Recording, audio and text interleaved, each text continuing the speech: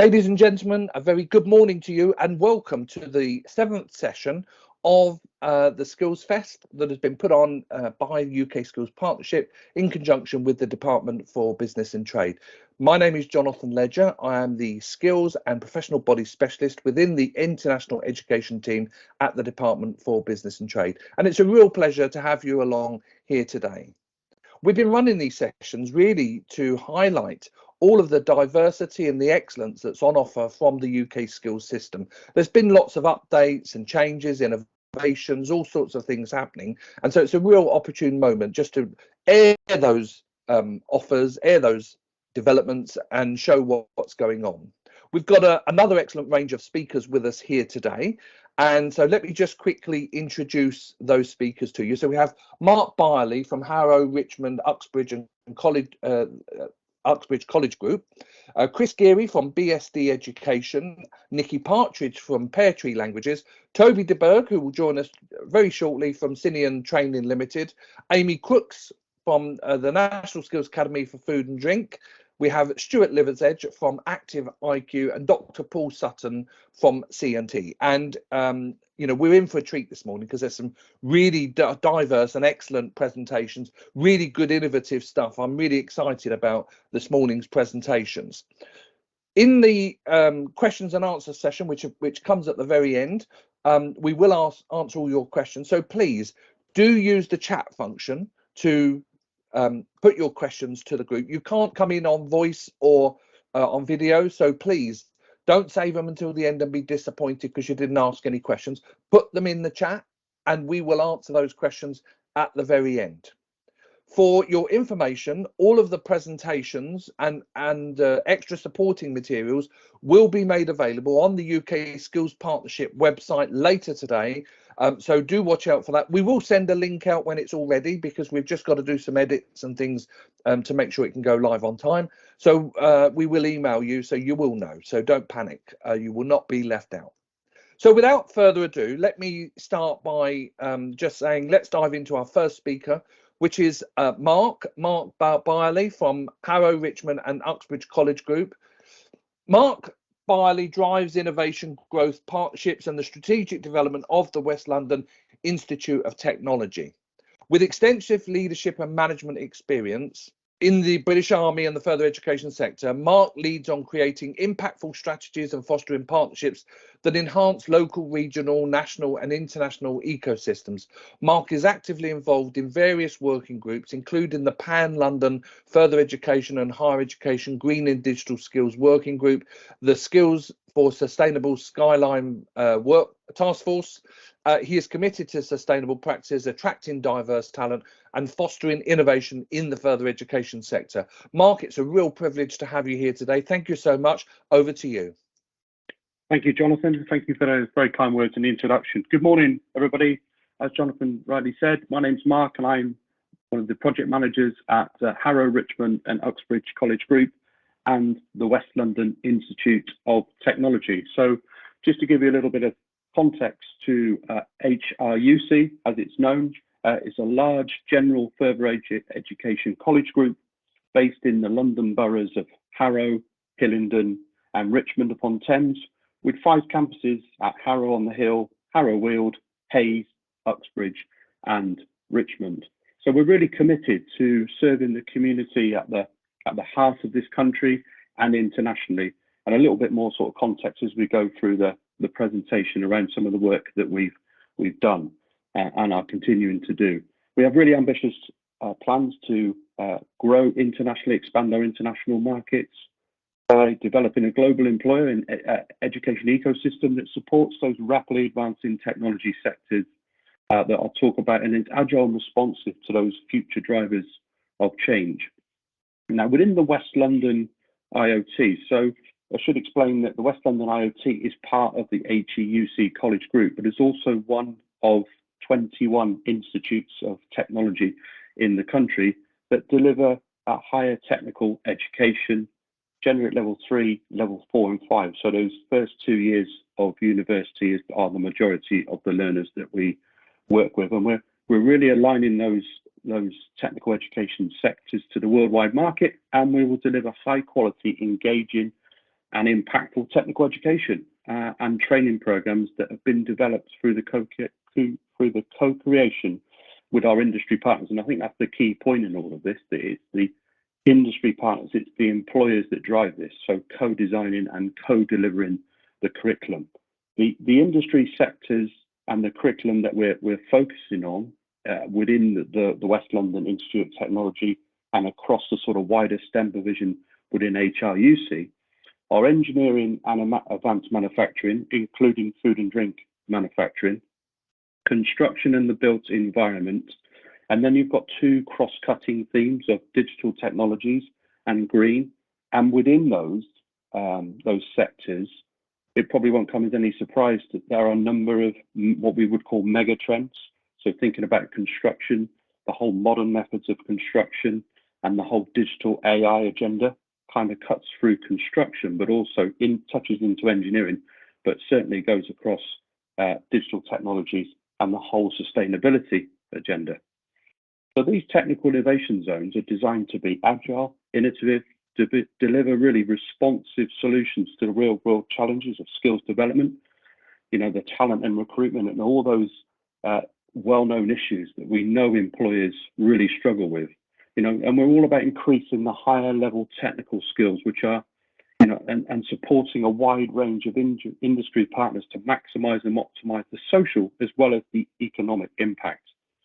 Improving those technical competencies, which are crucial to international productivity growth and meet the demands of industry now and in the future, specifically thinking about the future facing technologies of AI, robotics, electric vehicles, key enabling technologies, digital literacy, which is really important, that cuts through everything that we do now, is digitally enhanced coding, cybersecurity, and also thinking about the whole advanced manufacturing and innovation. So I'm gonna move on to my next slide. So this slide really talks about the challenge, the vocational education challenge, and that demand and need for a labour force with a range of skills at a range of levels. Whether that's technical, professional, but also thinking about the higher level skills that I've already touched upon, which are associated with university education, but also education within the further education landscape and the Institute of Technology. So when we refer to university education, we're talking about levels 4 and 5, which are the first 2 years of university. That doesn't necessarily mean that those learners could be studying a degree. They could be studying an HNC or an HND, so that's a higher national certificate, which is your level 4, or an HND, which is a higher national diploma, which is a level 5. So it's really about working with industry, whether that's in the UK or whether that's on a global scale. I'll talk about some of the case studies which support the work that we're doing and have been doing shortly. So it's really about getting these people into giving them that career pathway to go on, so they can really see the benefits and opportunities, and also enabling them to achieve those higher technical skills, so they end up in highly skilled, highly paid employment. And we know that that technology is a huge challenge to maintain pace with technology. So we're working at the cutting edge with some of our industry partners to ensure that we deliver a high quality, technologically advanced education system. And I think there are challenges, but within the UK, the teaching and learning methodology and the pedagogy is our real USP. And the technology will change and advance, but it's really the core business of how we deliver our teaching and learning. And I'll talk a little bit more about that shortly in some of the examples. But it really, that's what sits behind it that makes it unique in terms of how we go about our daily business. And this kind of leads in, sort of segues into the how we deliver that world-class technical and vocational education, and really supporting the economic development, the growth and sustainability by developing not just today's workforce, but also thinking about tomorrow's workforce as well, and how we do that through the use of technology, how we do that through the use of technology-assisted learning factories. So really working very closely with employers to drive that forward. What we do is delivering that, is designing and delivering that to the young people, but using the industry to ensure that what we're delivering is right. It's right for industry, and it enables those young people and employers, working with employers to upskill and reskill and new skill their teams to enable them to develop productivity growth, but also enable people into highly paid, highly skilled jobs. So it's about creating those parts. We cannot do this in isolation. We cannot do this on our own. So it's about working and developing those partnerships across the globe to enable us to be able to support employers to deliver that high quality technical education that they need to enable it, to support their businesses and to grow as individual companies, but also as countries. So, there's a range of different ways that we can, and models that we can do that in. So this is kind of the meat on the bones in terms of what we do, and thinking about, employers really sit at the heart of this. The key role for employers is in the design and the delivery, but really understanding the employer's needs and developing those global partnerships to understand that, and thinking about that whole sort of lifelong learning agenda, thinking about, doesn't matter whether, you're the newest employee in the organization or you're the CEO, there's always an opportunity to learn, and really pulling together that integral link between employment and training is making sure that we're delivering what is required by industry. So we can develop a range of bespoke training for employers, institutional partnerships in country. So that's, delivered abroad with a team of vocational experts, the whole vocational education delivery in the UK. And our real USP is our teacher training and our English language skills development. Now, I'll give you some examples of where we've, some case studies to support the work that we're doing. Teacher training upskilling project, which was delivered in South India. We've recently had English teachers that visited from Finland, who visited Harrow College to understand how we do what we do and why we deliver it in such a way, to share that best practice model and to take that back to Finland. We're currently recruiting students from around the globe. So we have quite a large cohort of international students. And the real attraction is the vocational education and training, that whole applied learning approach. So some examples of the countries that we're actively recruiting from as we speak is Saudi Arabia, Uzbekistan, India, Nepal, Dubai, Nigeria, and Russia. So we've got teams actively recruiting from those countries as we speak. And I must say that the quality of the candidates that we are getting is exceptionally high. We've also had some high-level delegations visiting from a range of different countries to look at our vocational education and training offers. So we've had delegations from China, South Korea, Malaysia, Indonesia, North Africa, Uruguay, and also high-profile visits from ministerial, high-profile individuals from within the UK. So we recently had the previous Prime Minister, Boris Johnson, last year, and potentially the next Prime Minister of the UK, Keir Starmer, the other week. We're also building a brand new STEM centre at Richmond upon Thames, which will be part of the West London Institute of Technology and will deliver high quality technical education and training at a variety of levels, from level 2 right the way through to level 5 and level 6. So I just wanted to talk a little bit about the sort of preparing and building tomorrow's workforce through the use of technologies. And I think it's important to acknowledge some of the stats out there. The Future of Jobs 2023 report from the World Economic Forum and talks about the fastest growing jobs.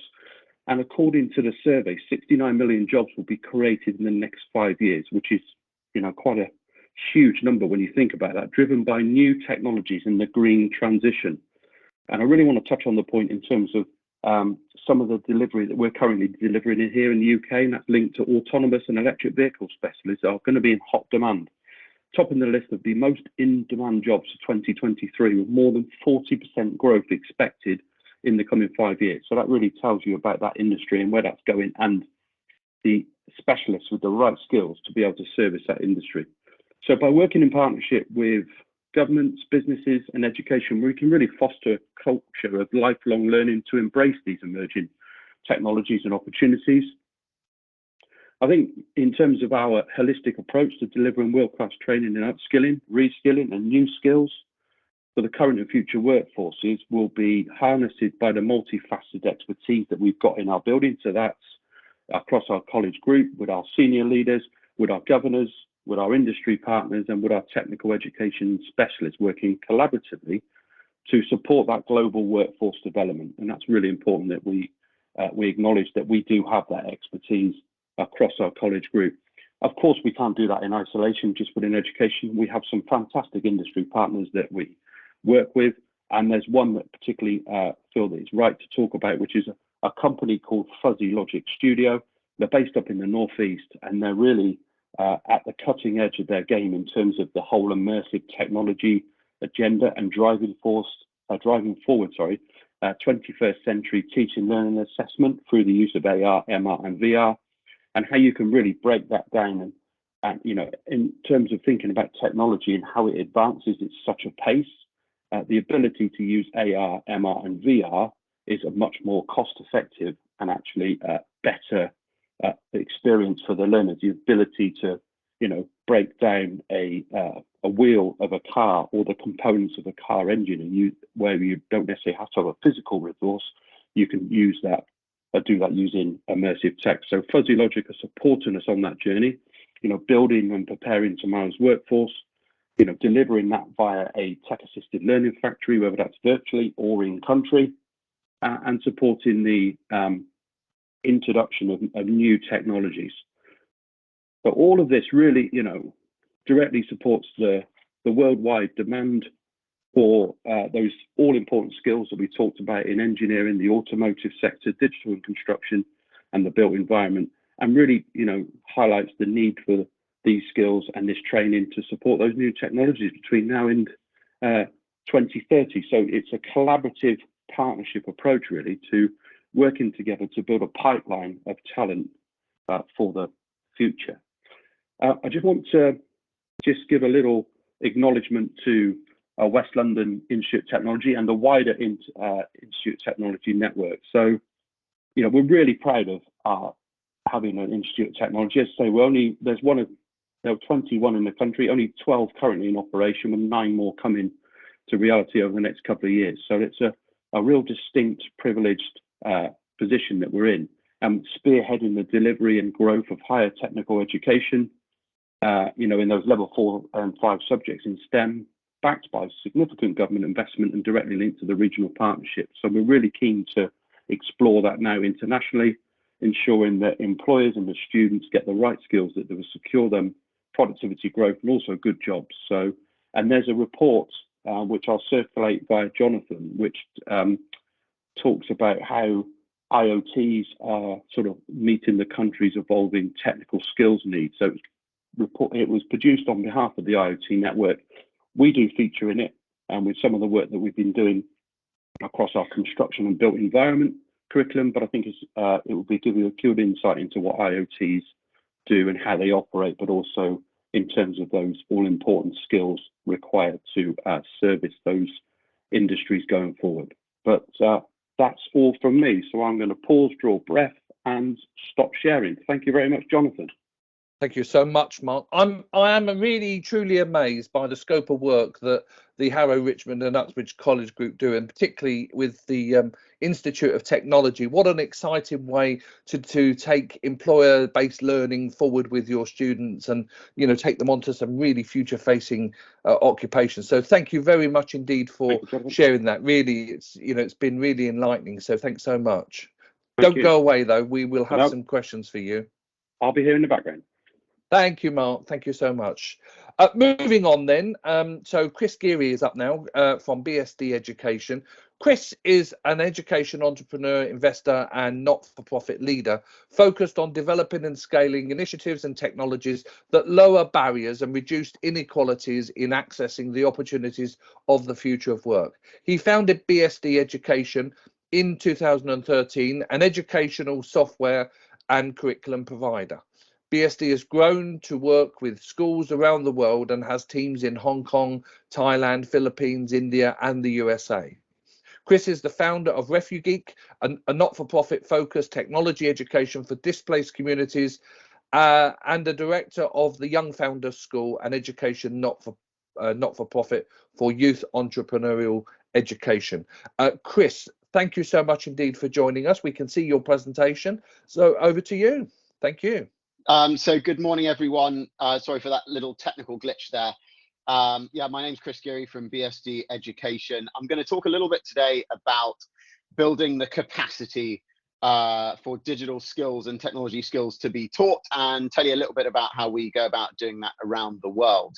I will share my contact details again in that after the presentation, so don't worry if you miss them here and you want to reach out to me afterwards. I don't think anyone here will, especially particularly this year, is going to disagree with me that digital skills are critical to the success of every young person in their futures. You know, we look at this through the lens of global issues and education issues.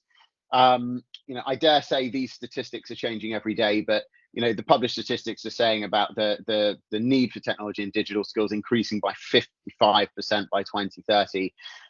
When you look at the flip side of that, only 10% of educators are quoted as being prepared or confident that they can actually teach these skills. You know, and this is manifesting in things like huge shortfalls in what people are calling graduates with the necessary skills from either university or vocational programs. So the fundamental is we need to sort out education, and we're focused on that kind of quality education that can lead students to be in a position to make the decisions for themselves to go into meaningful and gainful careers. There was a really interesting study by McKinsey a couple of years ago. What was unusual about this study, you know, a lot of the work by other organizations, the information from about 15 different markets developed and developing around the world, and it identified across 56 different skill deltas. Within that, the takeaways I got, which was interesting, was digital skills are giving you higher income careers. Social emotional skills are making you more employable. So if you've got that combination, and I would regard the two as inextricable, then you're able to add value beyond automated systems and intelligent machines. Again, that was done a few years ago. This year, we all know that's truer than ever. So one of the things we've looked at is the way, well, how do you build this at scale? Not just you know, in individual sites here and there, but how do you do this all around the world? And there are these huge systems of education globally where we saw only 10% of teachers have or the educators, let's say, have the confidence to deliver these skills. So we set up a vision 10 years ago for students all over the world to be able to be taught digital skills by enabled and empowered educators. And you'll see again, I'll come back to this point a couple of times. It's really about empowering those educators with the confidence, content, and community. Community is super important that they need to bring these skills to the market. So how do you go about this? To enable an educator, bear in mind, often these guys, educators, particularly those in formal education, haven't had a background in the professional world, entered teaching before all of the latest technology was really in existence and available, and haven't really had any formal training on that since. Many people don't even regard what they're doing, although they're preparing students for the future, they don't regard students knowing digital skills, vocational skills, as something that's their responsibility. So to make this scalable, first we have to deliver everything online. Okay, it has to be an online platform that supports the entire teaching and learning process. Comprehensive curriculum. This needs to be, if you don't capture the skills development of a young person when they're in middle school, the statistics show that you never capture, you lose them forever, basically, in the current world. And hopefully that won't be the case in the future, but it is the case now. So we start at middle school with this comprehensive curriculum. A lot of educational institutions around the world don't even have a technology stream. They don't have a requirement to teach it. They've got a requirement to teach math and first language, but nothing else. And so it becomes incredibly important that within this, the learning needs to arise through either project-based core curricular experiences, or and there needs to be a certification. We with what we do, we certify through Ofqual regulated level 3 certifications, recognized by industry and also universities or colleges, further education institutions. A key thing I mentioned about before is that community. That's that highly responsive support. We still find educators around the world where they're lacking that. They don't want to talk to a chatbot. They don't want to talk to an AI. They want human support. So we've built up a network over the last 5 years, a network of human support specialists. We support educators. You'll see in a second quite a lot of educators around the world. We respond to them we respond to these educators in under 5 minutes globally every year. Another aspect that we see, it's not just about the skills. And when we see something that's ever changing like digital skills and technology, what is it that makes a student able to continue to learn over the years?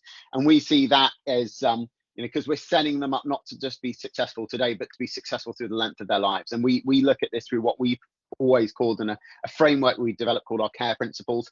So we look at making sure that we implement aspects of our curriculum that can make students curious. So connecting, having students having opportunities to connect to a range of contexts, adaptable, that we challenge them, take them out of their comfort zone, make them try things that are new.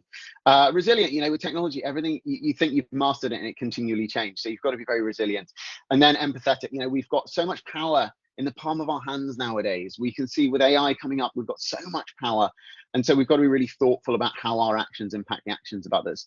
You can see a little bit about our experience. I'm going to skip over this because I'm running a little behind on time. And but this is going to be shared, but you can see how this our experience is very much through the browser, live analytics, real time, but all accessible through down to a 1 megabyte internet connection. And again, for global scale and accessibility, to truly empower capacity, you need to be accessible to call it what is a very, very readily available internet bandwidth, although nothing is truly ubiquitous, sadly. This instructional support, supporting educators at capacity, and the approach we've taken with it is educators and teachers don't have time to come on board with loads of training. It actually only takes 90 minutes to get an educator of any background confident to onboard and teach these kind of technology and digital skills, as long as they trust that where they've got a question, you're going to be there to back them up and to answer. That's where that 5-minute response time is really important. Again, to build capacity, not everywhere in the world has got the same resources to access this. So we've made what we do accessible for no money at the entry level, or it's something where it can be really hard to get budgets achieved. Its budgets are competing, so you can try for free or try for a limited amount. And then build up to something full blown. And so we operate with individual institutions as well as governments, and so often people are looking to scale up the implementation of a solution in different ways depending on their readiness. The biggest thing of everything on this slide, we've got these wonderful regulated qualifications, these research and evidence-based seals. No one wants to be the theranos of education, so you need to be evidence-based if you're generating a global solution like we are.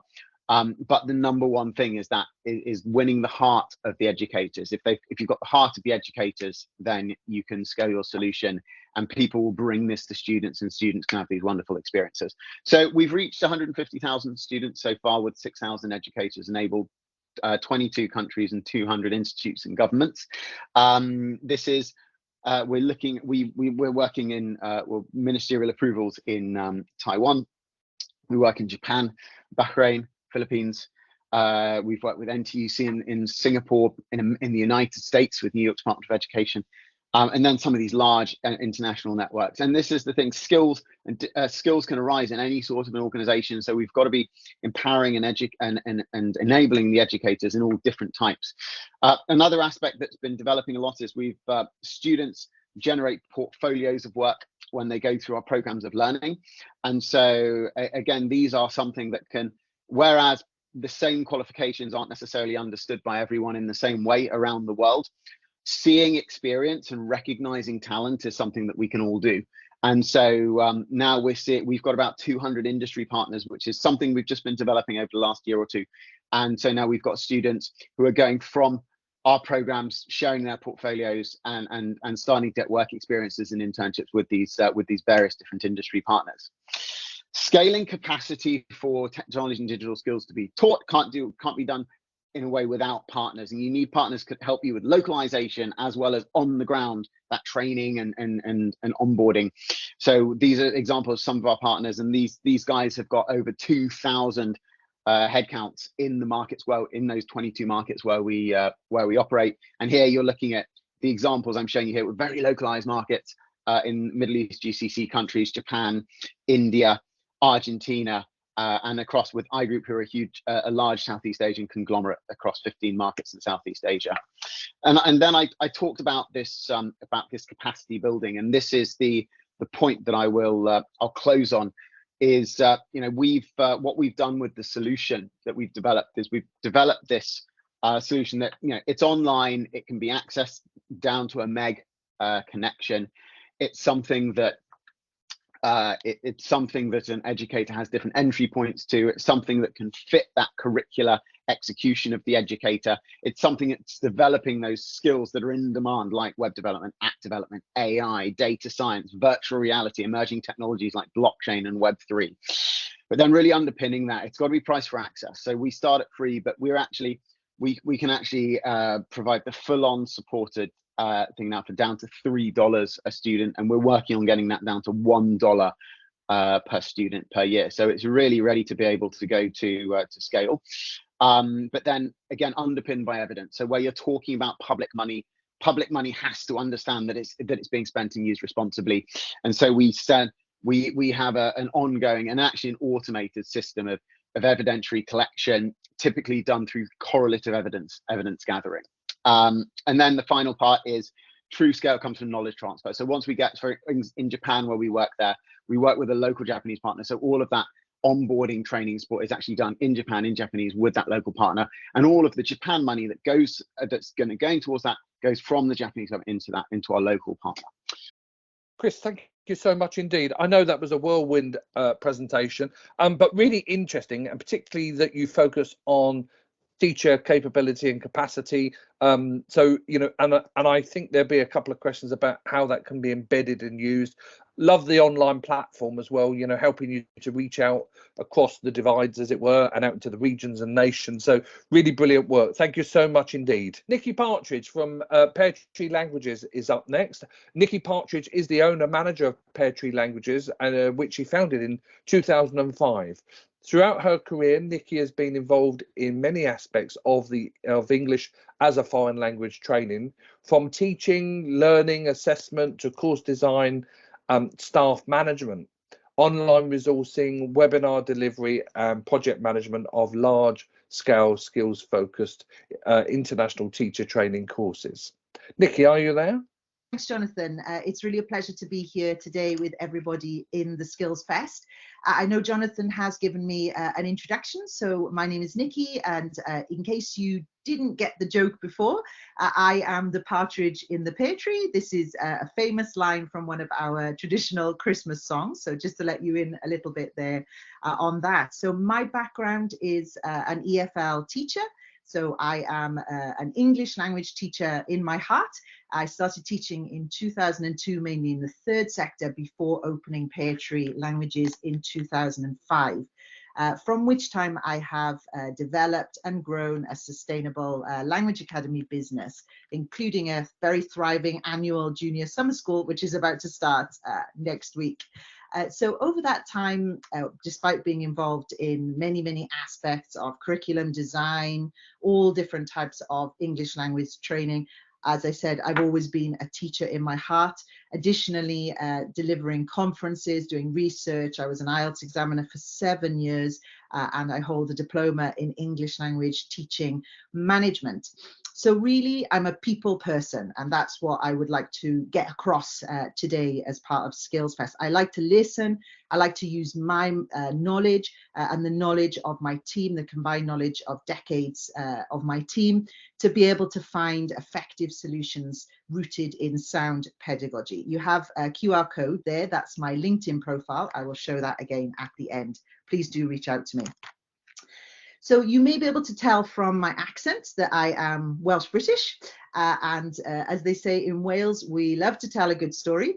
We also like to sing songs, but don't worry, it's only 8:45 a.m. and I don't sing before the evening on a Friday, so you're safe. But I am going to tell you a little story. So if you bear with me, I would like to tell you a little bit more about the story of Peartree, because I'm very aware that as one of the smaller organisations represented here at SkillsFest, there may be a good chance that you've never really heard of us. So as I said, we started our life as a local, small, face-to-face, traditional English language academy. We're accredited by the British Council, and we're also members of English UK and English UK Young Learners. Over the last 18 years, we have literally helped thousands and thousands of people aged 3 to 94 improve their English language skills as part of our original core business, which was face-to-face EFL, so that's English as a foreign language, maybe EAL, you've heard it described as well, English as an additional language. Then in 2020, we participated in, I suppose, what we can call the Great Pivot. And now we've entered our new phase, and we're combining decades of experience that we have to create innovative partnered online courses and services in countries so far as diverse as Ecuador, Palestine, Vietnam, and others, while we also maintain a scaled down version of our face-to-face operations and summer school. So the reason I'm telling you this story is because I think it's this resilience, along with our agility, flexibility, pedagogical knowledge, personal touch, can-do approach, that are really the reasons why we are so well suited to help overseas organizations quickly develop EFL products integrated with core 21st century skills and climate action awareness training. We are growing quickly, very quickly at the moment, and so if you would like to join us on this exciting phase of our journey, please do get in touch. So that's the backstory, but what do we do? What do we actually do? Well, essentially, as I mentioned, we're an accredited English language course and services provider, and we now blend those competencies with development of 21st century skills, so critical thinking, collaboration, digital skills, etc., or what we could just call life skills needed to thrive in the 21st century, also with climate action awareness. At the moment, we're mainly working with teachers of English at a range of levels, so from primary all the way through to university level. We're developing bespoke programs based on stated aims. I'm a teacher, I love a stated aim. So we take their aims and objectives and we develop that into customized and fully customizable partnered courses. So we know that confidence is a real key when we're talking about second language acquisition. And we also know that there are an estimated 12 million English language teachers in the world, but many of those teachers of English will never visit an English speaking country. They'll never have the chance to practice their English. And many of them will also be working in very low resource environments. And apart from some initial studies, they won't have a lot of access to ongoing CPD. This affects their confidence. And this is why our highly personalized approach really, really works, because we're able to transfer our skills, our knowledge to really build their confidence back up to be effective practitioners of EFL teaching. So we meet our students, our clients, where they're at. We understand their challenges because we have also been face-to-face, and we create content using our UK-based language and skills experts to help them on their own CPD journey. So we're also creating dynamic, inclusive, motivating online environments where we have already seen truly transformational learning taking place. All right, so as I think I'm explaining so far, I'm all about people, and I would like to tell you now a little bit more about the why. So here's a picture of a real group of people. These are a group of teachers from Indonesia who took part in our Nusantara Go project, and these are them presenting the launch of their ebook. This was like a portfolio of work, but we'll talk a little bit more about that later.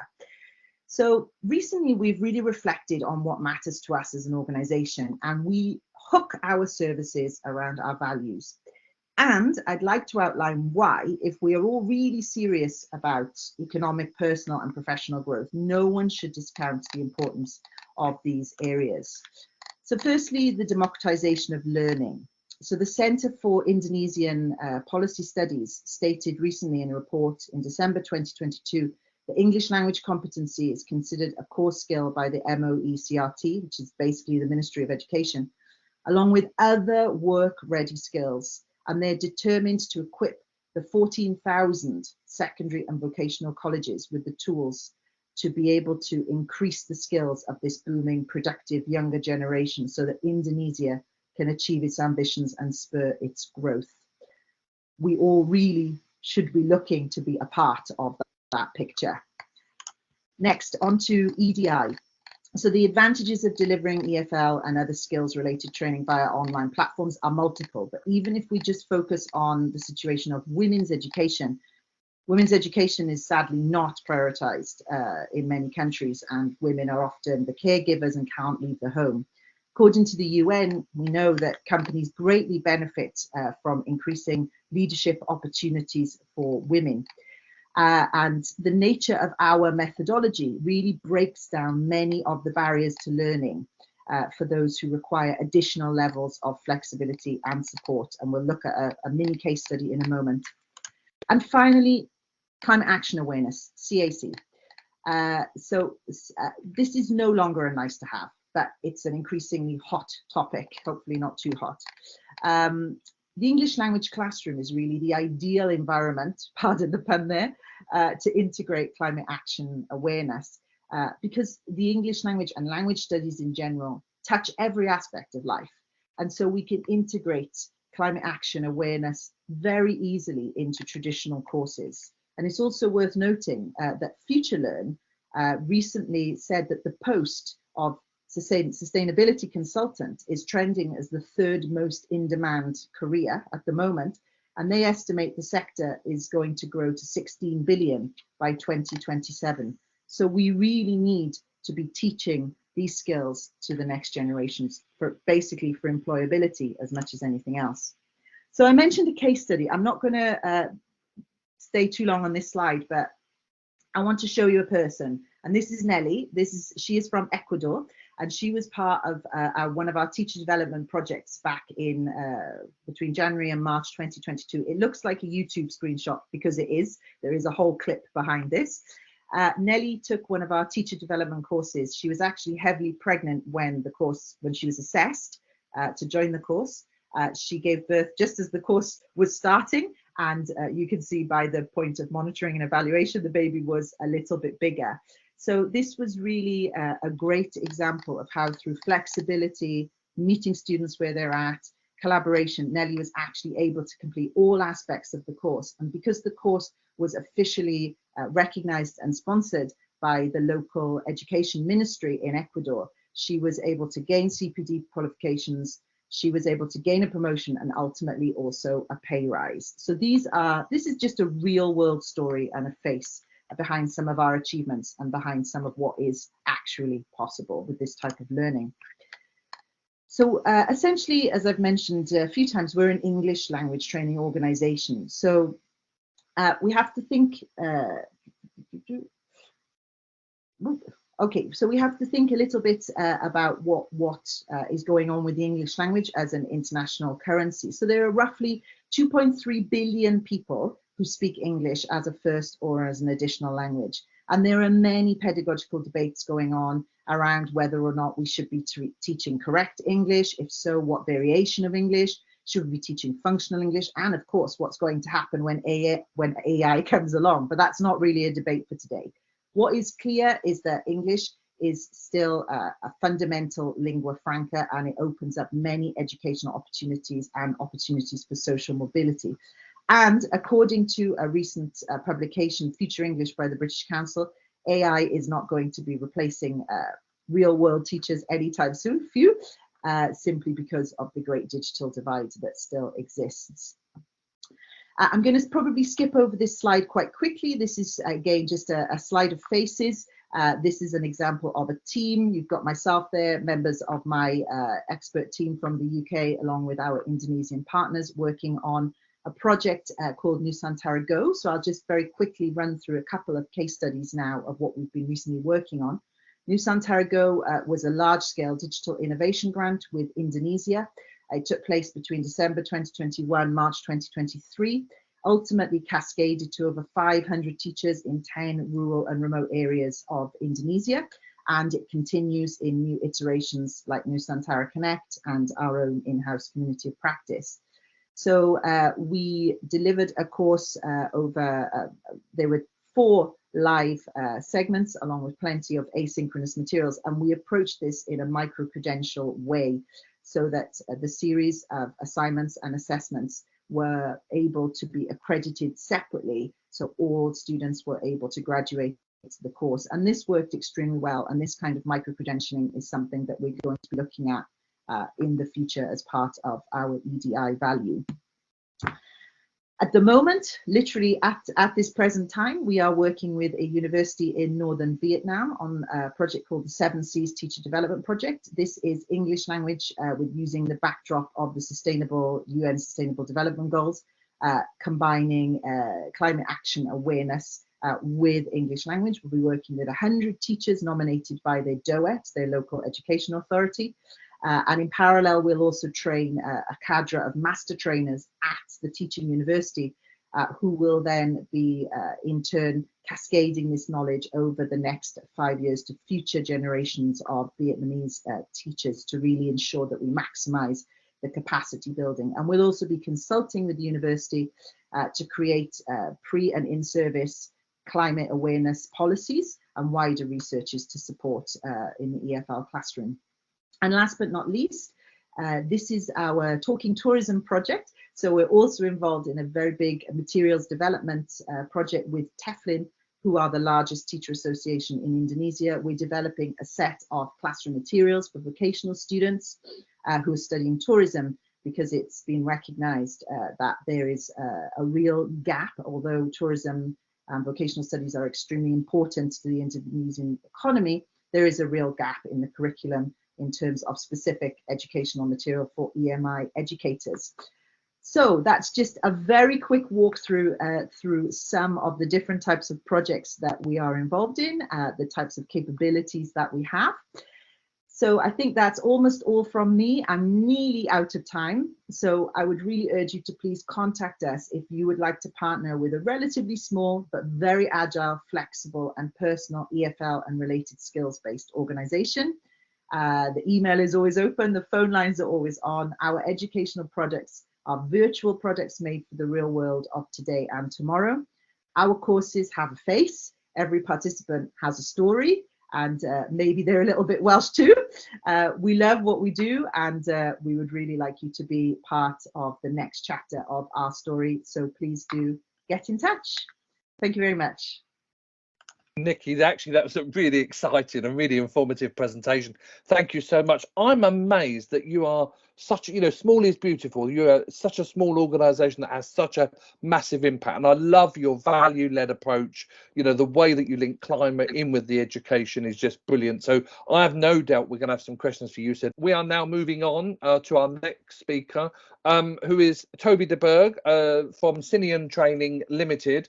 Toby is the CEO of Cineon Training, originally a consultant in the nuclear industry. He founded Cineon 6 years ago, using funding from Economic and Social Research Council, the ESRC, with the aim of bringing contemporary pedagogical research findings into the industry.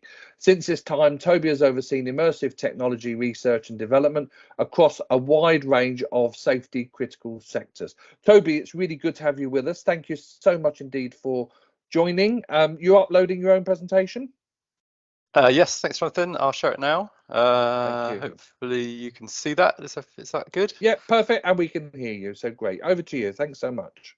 Brilliant. Well, hello, everybody. Thanks very much for inviting me along today, and thanks very much for joining. It's really great to see and speak to such a kind of a wide audience about something that is frankly a kind of a complete passion of mine, something that is both my role, my job, but is something that I believe very passionately in, and that's evidence-based training. So I'll make a start. So my name is Toby de Berg. So I'm one of the founders of Cineon. Cineon is a XR research and development company supported by a group of leading researchers in psychology and neuroscience at the University of Exeter. So today I'd like to talk to you about how XR and eye tracking can be used to improve training outcomes. Now, I will start with a definition of XR, or extended reality, which is the catch-all term to refer to augmented reality, mixed reality, and virtual reality. It's the kind of new phrase to cover all of those things. The latter, virtual reality, being worn in the central image on the screen there by the chap in the fatigues as part of a military training exercise.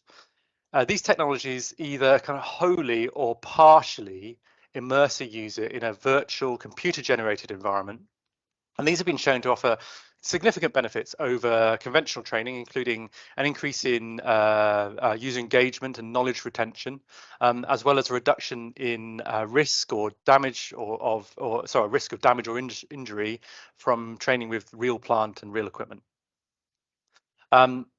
Another reason why we train is a psychology concept called the biopsychosocial model of challenge and threat. And in simple terms, this means that if you've already, through simulated kind of sights and sounds, a trainee can feel more comfortable when entering the real environment. And if so, they're more likely to operate in what we would call a challenge state, which means they up their game and perform better, rather than the threatened state, which is when they don't perform so well. So my background, as Jonathan mentioned, is as a consultant in the UK nuclear sector. We founded Cineon in 2016 with the aim of bringing contemporary pedagogical research to industry. So in short, we exist to encourage industry to adopt evidence-based practice in training. Since our founding, we've undertaken research and development across a range of safety critical sectors internationally, including aviation, defence, nuclear and healthcare. Working with many blue chip organizations, as you can see on the screen there. Just a few. So I really want to talk to you today specifically about the technology of eye tracking and the science that supports its use. Forgive me, but I'm going to quote Shakespeare. Shakespeare wrote, "The eyes are the window to your soul." And this is true. Your eyes reveal a huge amount about you, such as what you're thinking and even how you're feeling. In fact, eye trackers are a far more accurate method of gaining insight into psychology and cognition than other forms of biomonitoring, such as ones you might have come across, like heart rate and perspiration monitoring. Eye trackers work by sending out near infrared beams of light. The light is reflected in your eyes, and the reflections are picked up by the eye tracker's cameras. Then through analysis, we can then tell where you're looking, so we can interpret a gaze vector. They come in many different forms and can be embedded into kind of conventional glasses, and are now being fitted as standard into XR headsets or VR headsets for the purpose of foveated rendering. Foveated rendering is the process of rendering only the part of an image that's being looked at to conserve processing power. So that's hence why they're kind of appearing everywhere. They're also being used increasingly on PCs, just as on normal computers, and even smartphones, to provide a more kind of intuitive user interface. In fact, Apple's newly launched, just you may have seen in the media, newly launched headset features an entirely eye-driven interface. Yeah. But why are we interested in eye tracking? Well, especially why are we interested in eye tracking for training? Well, most safety critical industries have been slow to adopt evidence-based training, and they still use largely kind of unsubstantiated practices such as see one, do one, by which I mean the practice of being told how to do a task by an expert and then repeating it. Classic way of training. But we know, for example, with surgeons, so in the image here, that the way an expert explains a task to a student may not be the way that they perform the task themselves. We also know that expert performance might be associated with different behaviors that achieve the same end, hence is often quite difficult to categorize and train. Eye tracking gives us a unique, frankly, insight into what constitutes expertise in a specific task or in a range of tasks, as the eyes play a crucial role in factors such as anticipation, in decision making, and in performance. So I'm going to do a bit of neuroscience here, very high level. As we know, humans utilize two distinct modes of attention when completing tasks. So the first I'm going to talk about is dorsal attention. This is a proactive mode where eye movements are governed by intelligent or task-specific thinking. The eyes are being used in a feed-forward way, i.e. they're being guided by the brain. An example of this is when we're following steps in a procedure. Ventral attention is a reactive mode. This is the mode, in this mode, eye movements are stimulus driven and will react to environmental factors that capture attention. This means the eyes are free and not driven by intelligent thinking as such. Eye tracking shows us that while in this mode, the eyes will react to a stimulus before the individual reports its presence. Okay, so now I'm going to talk about practically what this means in terms of training. I'm going to illustrate some how these concepts can be used to say improve training outcomes. So our first case study is about an oil refinery. These are large, as I'm sure you can imagine, large, complex sites, and while they always employ stringent safety controls, accidents do still occur. We worked with Total in Antwerp to develop an innovative training system designed to coach effective behaviours and improve safety. Now, behaviour has been the key part of that. Firstly, through interviews and eye tracking analysis, we set about trying to understand what constituted expertise in the refinery operator role. In the lower left picture, you can see an operator wearing the eye tracking glasses under his safety goggles. Ignore the GoPro on his head, it's the glasses we're interested in. Our team were able to then follow him around, as you can see, recording his eye movements. We then recreated the refinery as a virtual training environment using existing 3D models that the refinery had and assets that we created from photographs, as you can see. The training was designed to coach operators into adopting the behaviours that would lead to task success and hence avoid errors. So we can have a look at some of these now. These eye tracking videos, which I'll play in a moment, allowed us to identify the modes of attention associated with specific operator tasks. The dots you'll see show where the operator is looking, and the size of the dot is how long they've stared at something, which we call a fixation. So in this first video on the left, it's a routine gas sampling procedure. We can see evidence of goal-directed or dorsal attention. Eyes are inferring high-order processes with hand movements following the eyes and hence being driven by conscious thought. Let one play a moment, so you can see they look at something and then their hands move towards it. Okay, in the second video, this is a routine plant inspection. We see evidence of stimulus-driven or ventral attention. Here, the eyes are randomly responding to the stimulus around them. So it's clear in this video that there is no system, but sounds and sights draw in the eyes. Now, this is believed to relate to what we call kind of deep experience, and basically having seen many versions of the same thing in the past. Once we understood the factors required for task success, we could build a tool to coach these. The tool was designed to be used outside of a conventional training room. This is critical, and was set up in the operator's mess room in their kind of canteen area for use on shift, so normally on a night shift. It was accessed using, or it is accessed using head-mounted VR, so a VR headset, and features simulations of common refinery tasks. The environments are designed to match the stimuli density of the real world, which we knew from our analysis involved an operator making a key observation every 2.3 seconds. So there's a lot of things they're looking at. Most importantly, the training changes each time it is used to feature a total of 12 error states, and which can be deployed each time in a huge number of different configurations. Being different each time is really important because this promotes repetition. People want to try it again. And that in itself then facilitates behavior change. I'm now going to look at another case study and another problem that we want to solve with the technology. We're going to look at aviation. Now, the technology is helping to solve training problems in aviation. The industry is facing a big problem, which is a global pilot shortage. And Boeing, for example, estimate the world needs 40,000 new pilots each year to meet demand. Part of the reason for this is COVID, where a lot of junior pilots left and senior pilots took early retirement. Now, pilots are currently trained, as you can see, and you no doubt recognise, in multi-million-pound flight simulators, which can become bottlenecks. And interestingly, there's also very clear evidence of gender bias in pilot assessments, which obviously further restricts supply. But pilot numbers aren't the only issue. The defining factors of pilot competency have changed as aircraft become more automated and less reliant on the technical ability of pilots to fly them.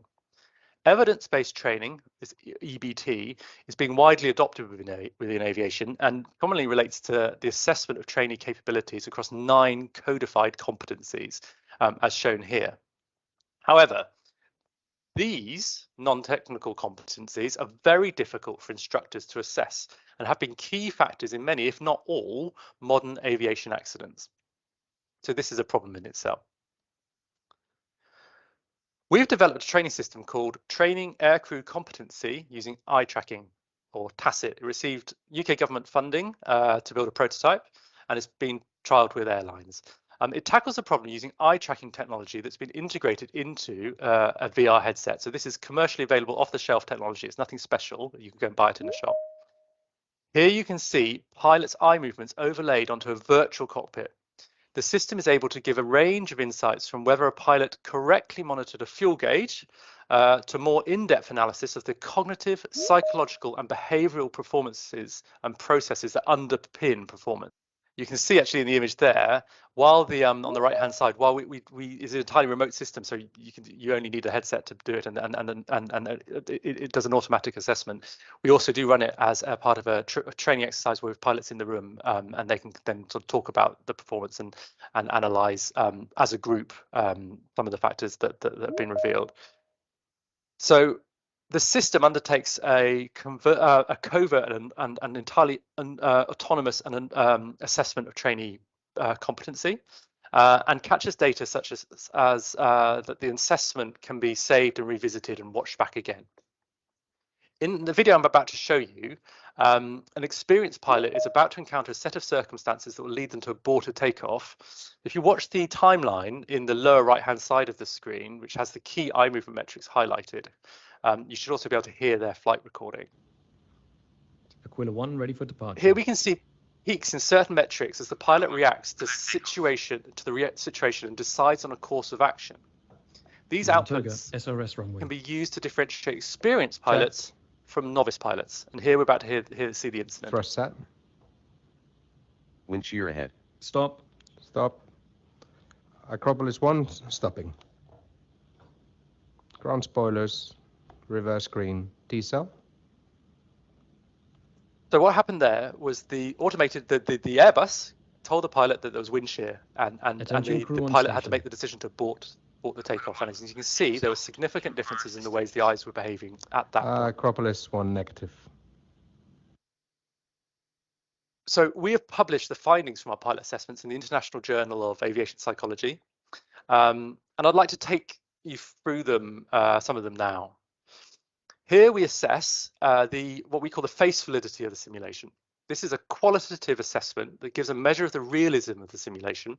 And as in other VR training exercises, we see that trainees find the training environments convincing.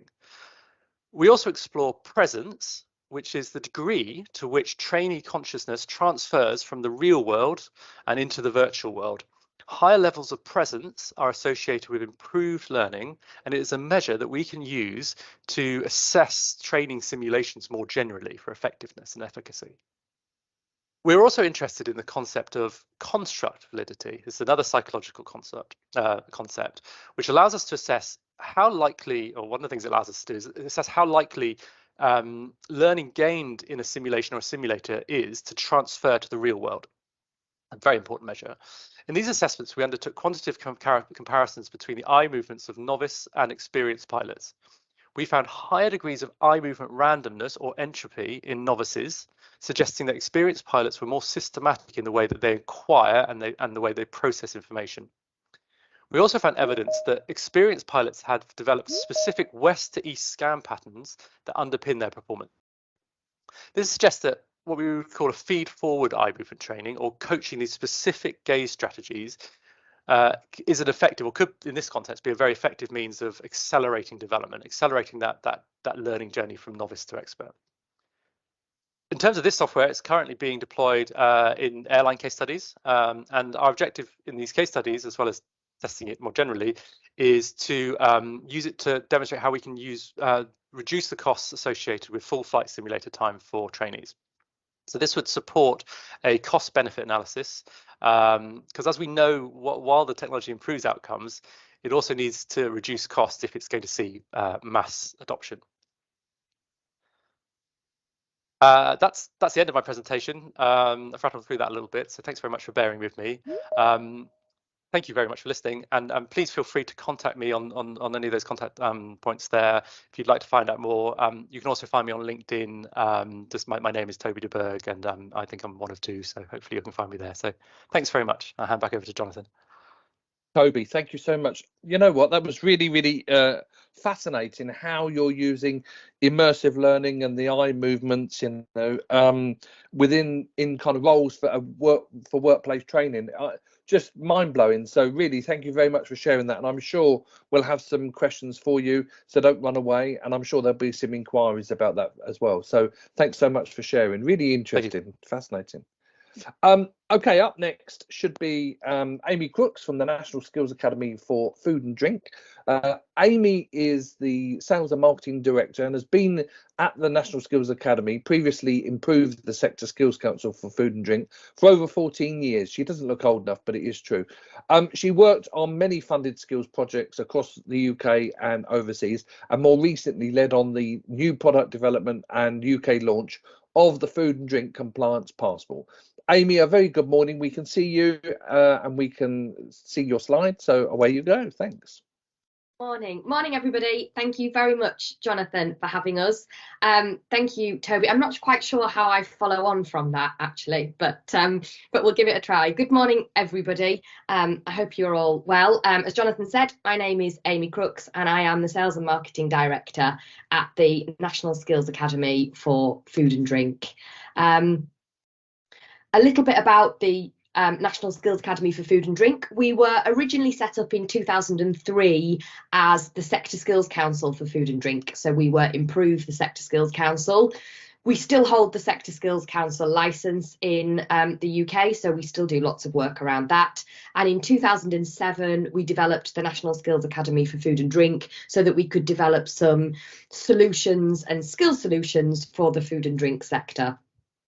Most of the work we do is around supporting the food and drink sector. We are leading experts in the development of food and drink apprenticeship standards.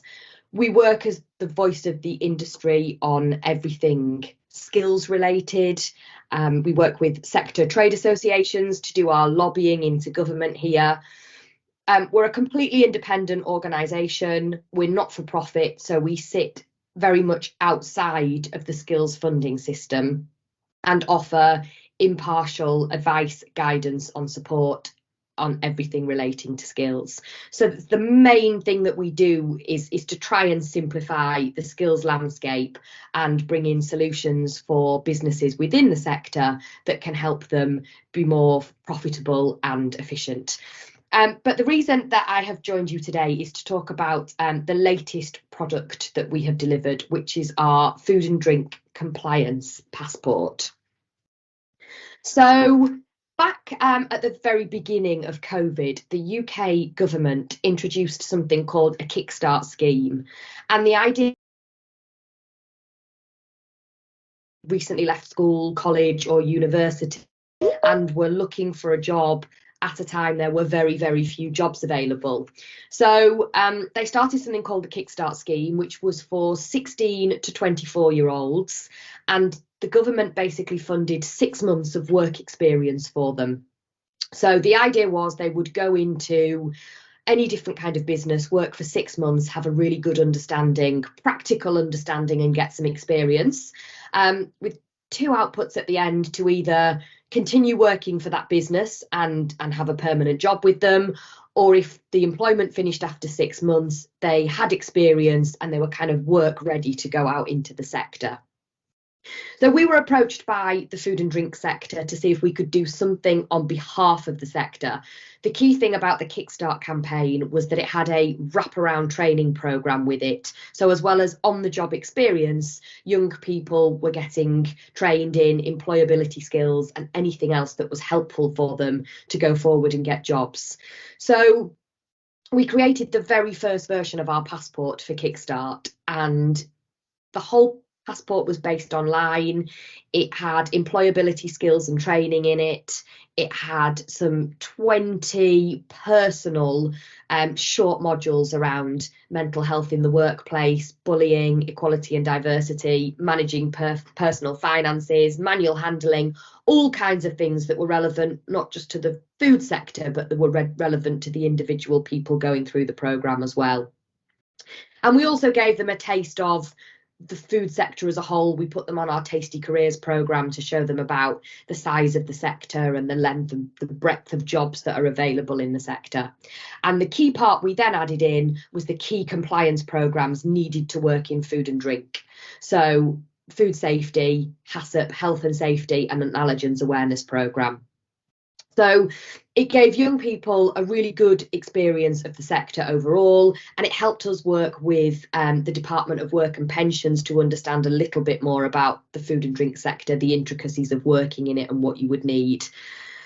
And as the Kickstart programme came to the end, the businesses we'd been working on said that they really liked the tool, and how could we keep that going and use it outside of the Kickstart programme. So we redeveloped it with employers very much at the heart of the tool, and we redeveloped it as a compliance tool. It was launched last year at the House of Commons, and it's currently being used by businesses, by government departments, and by employability organisations as well. So what does the passport look like? It includes food safety level 2, health and safety level 2, HACCP level 2, and allergens awareness. They're all basic entry-level versions of the programme, and they're all delivered online.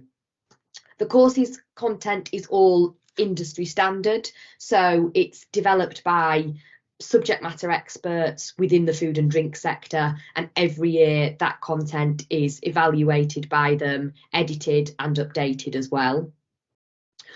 On completion of all 4 of those courses, an individual is issued with a readiness to work in the sector certificate as well.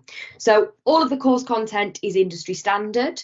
Our food safety and our HACCP are also endorsed by the Food Standards Agency and the British Retail Consortium as well, which means that companies are compliant during any audits at the push of a button.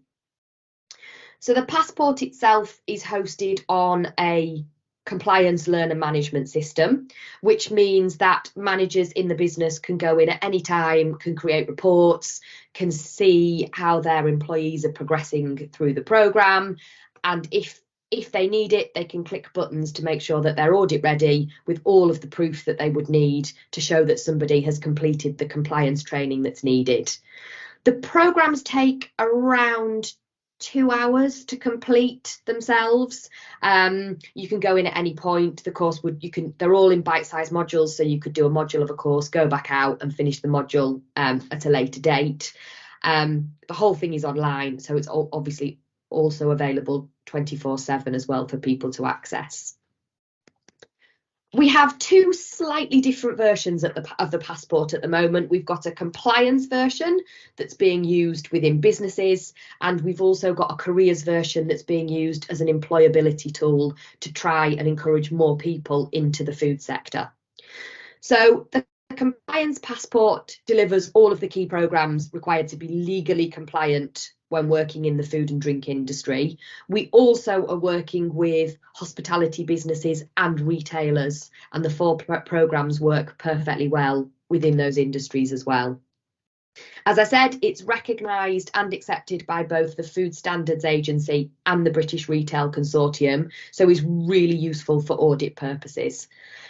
The content we've been using these courses for the last 6 or 7 years across the UK. It's extensively used within the sector at the moment anyway. We probably issue around 100 to 200,000 licenses a year of those courses within the sector, and we know it's approved for use within food businesses, within food manufacturers, kitchens, and also in-house catering departments. And we're currently piloting a programme with the UK prisons to bring that in for any of the prisoners that are working within kitchen or food manufacturing settings within the prisons as well.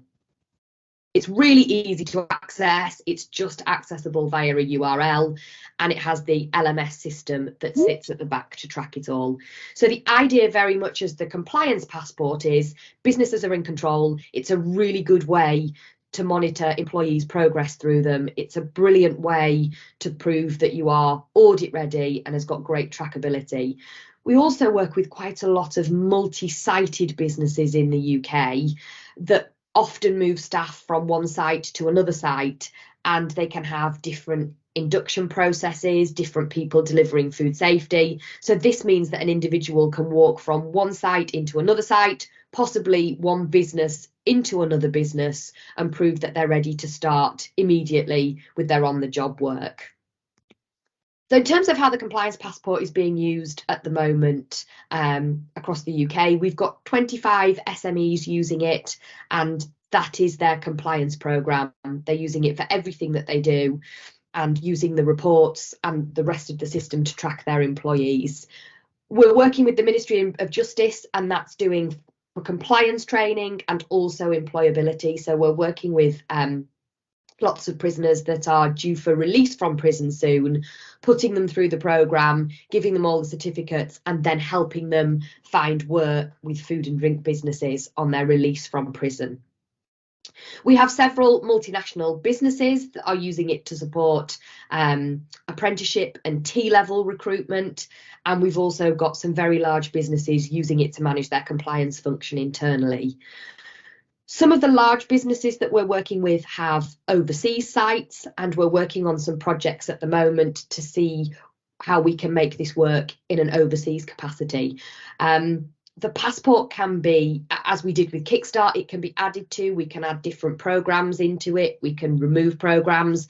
At the moment, we're developing our level 3 food safety and our HACCP programs, so they're more suitable for people managing food safety and HACCP. And we're going to look at having a slightly higher level passport.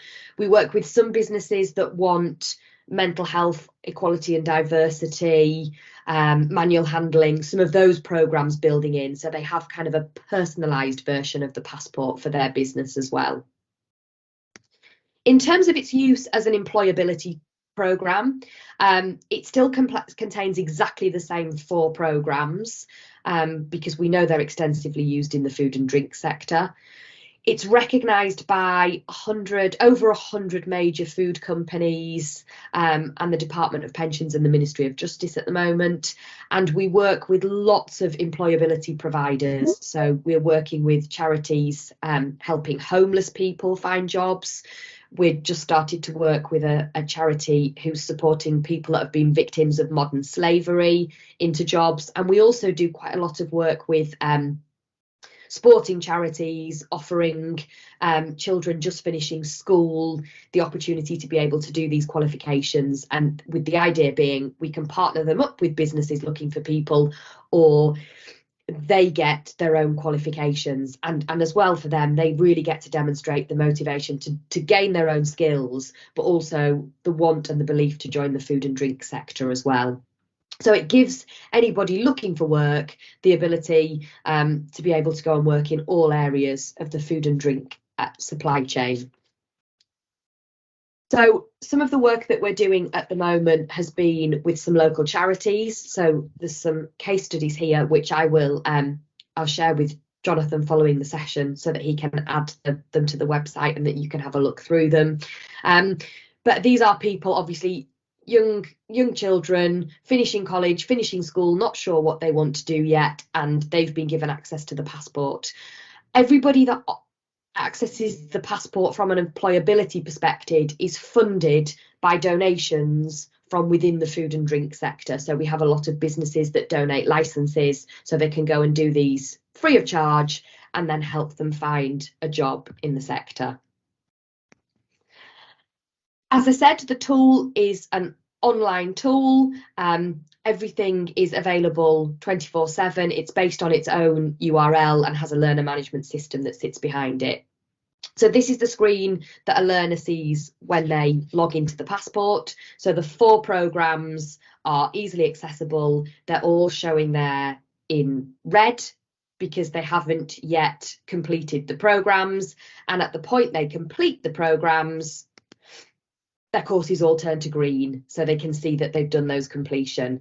And then in the green section that says My Compliance, all their certificates sit in there, so they can see those at any point. As a manager of somebody in the business, you can see a full overview of everything that somebody has done and whether they've completed those programmes or not. I can see Jonathan at the bottom of my screen, so I'm going to rapidly finish. In terms of the advantages our passport has, it's a one-stop shop for legal compliance programmes and provides you with great evidence. It has an annual licence fee that gives businesses unlimited access to the programme.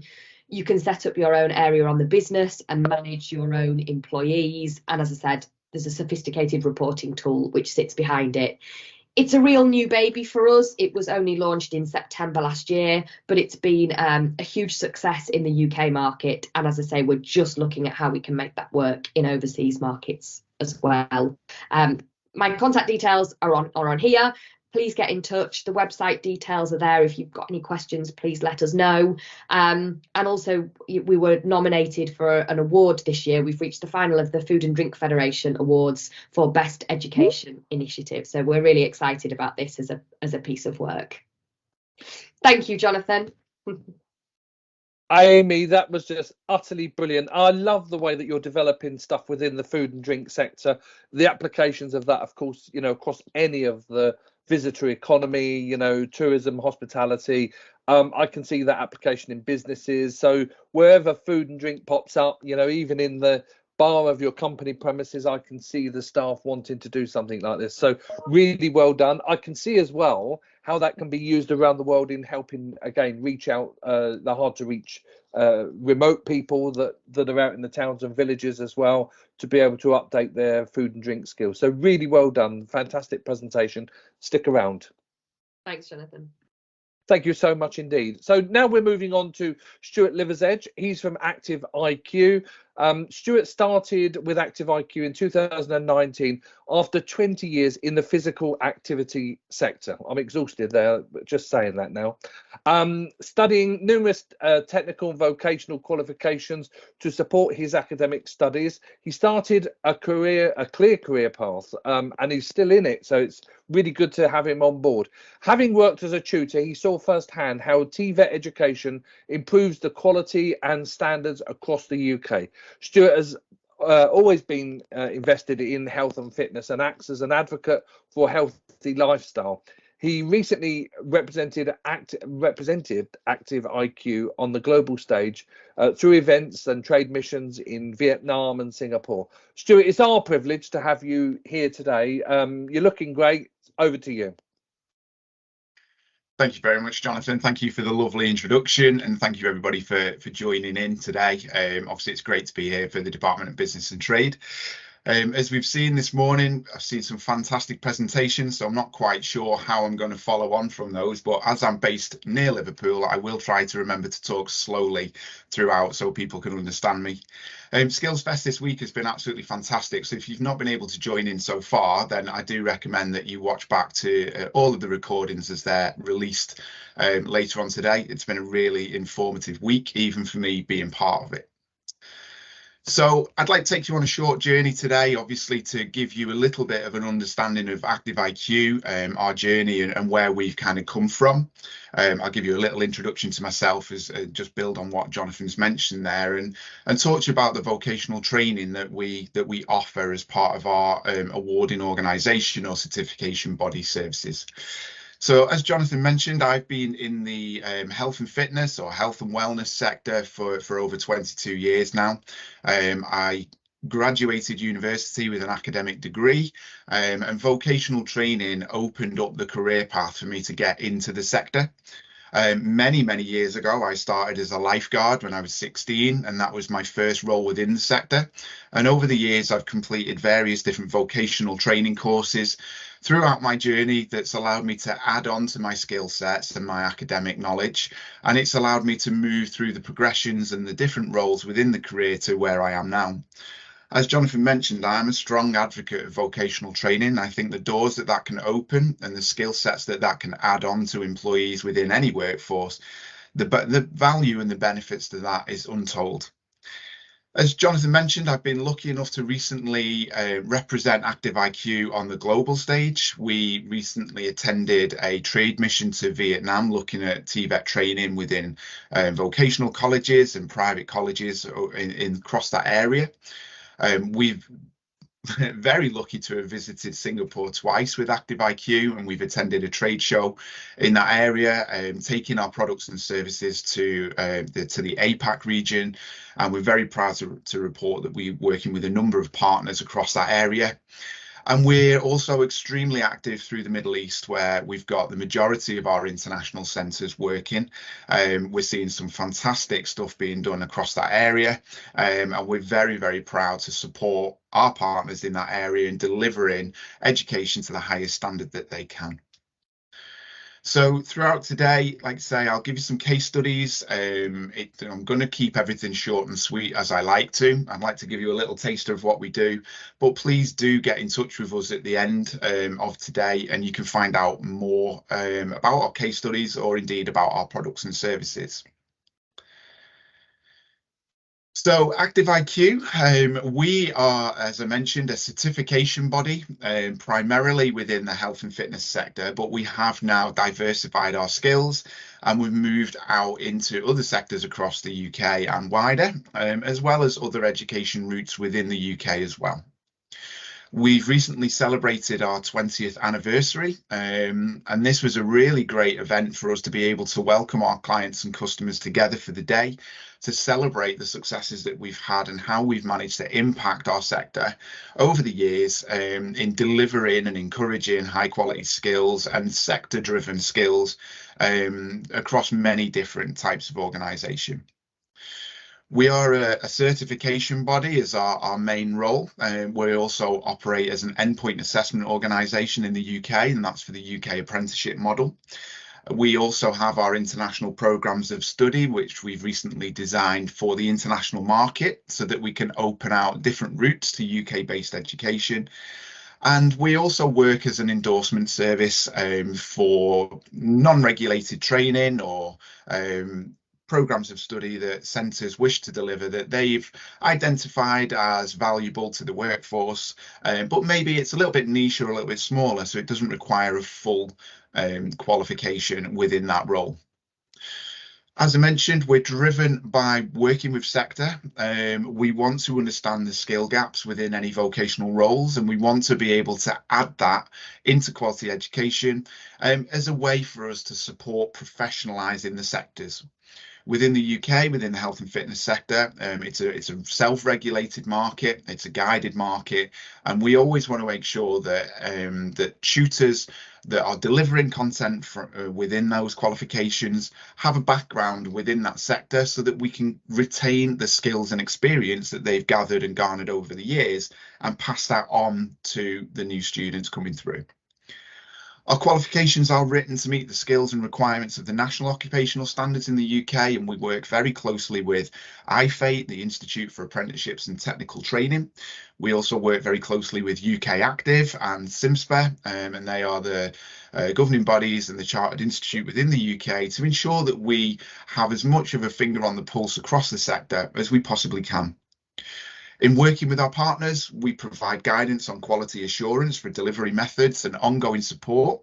And we offer a lot around consultancy with our clients to understand what's going on, to understand what their needs are, and in order for us to be able to recommend the best products that we can. As it says on screen there, we really do pride ourselves on our excellent customer service, and we've developed many different resources over the years to bridge the digital gap and to work with learners in different ways to embedding that knowledge and content. We've recently tried to outgrow the traditional image of an awarding organisation or a certification body and very much come to the forefront of the ground within the sector to operate as thought leaders, facilitators, and where we can, consultants to the industries that we work within. Within ActiveIQ, we have a number of highly experienced and extremely passionate people, and we want to be able to enhance the operations of the sector through education and through knowledge. We've recently released our employer engagement program that we have been able to facilitate knowledge coming back into the qualifications. We were very lucky to be supported and gathered around by operators and training providers across the UK, and they came together for the day to allow us to understand what is the present market post-COVID and how has that world changed.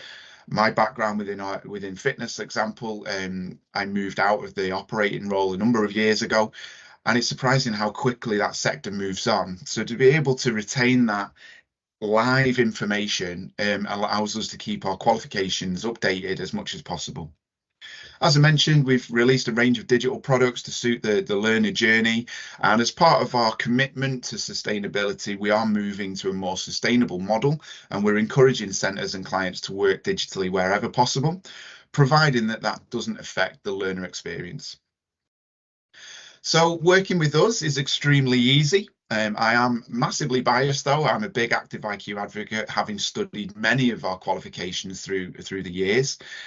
Centres choose to work with us. I think it's quite clear on the slide to see that they trust us, that they understand and like our products and they see the value behind them. We offer more than just a transactional relationship. All of our centres enter into a partnership with us, and we want to facilitate their growth because that's how we can impact the learner journey and improve the quality of education around the globe.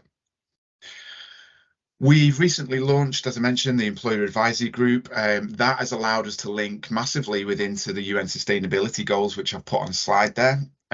We want to make sure that the career routes that we work in, and obviously I refer to fitness being my personal background, but within any of our routes that we offer, we want to ensure that there are sustainable career paths, that it's a sustainable business model, and that our students know that the career that they are entering with one of our qualifications is a long-term role.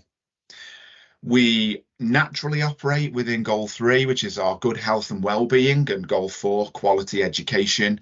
But we're also extremely supportive of Goal 17, which is partnerships for the goals.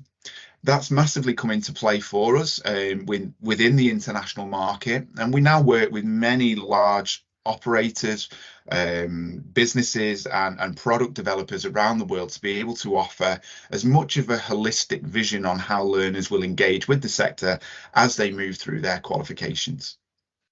Like Amy, we work with many different education entities up and down the country and around the world, ranging from vocational colleges to schools, colleges, universities. We also work with HMP prison sites to help students within those areas develop a career path when they leave. And we work with many private training organisations that are interested in our vocational offering. As I mentioned earlier, we started in the UK many years ago, but we're now extremely proud to be working across the globe with the majority of our over 40 international centres now sitting within the Middle East area and the Asia Pacific region. Quite exciting to see, though, is the number of interested parties we get from outside of this area, and it's always a pleasure to hear how they've heard about us and how they've managed to come across us. We're doing quite a lot of work in India and starting to look at North Africa, as well as Indonesia, Bali and Malaysia. No matter where you are in the world, we will happily be able to find a way to work together.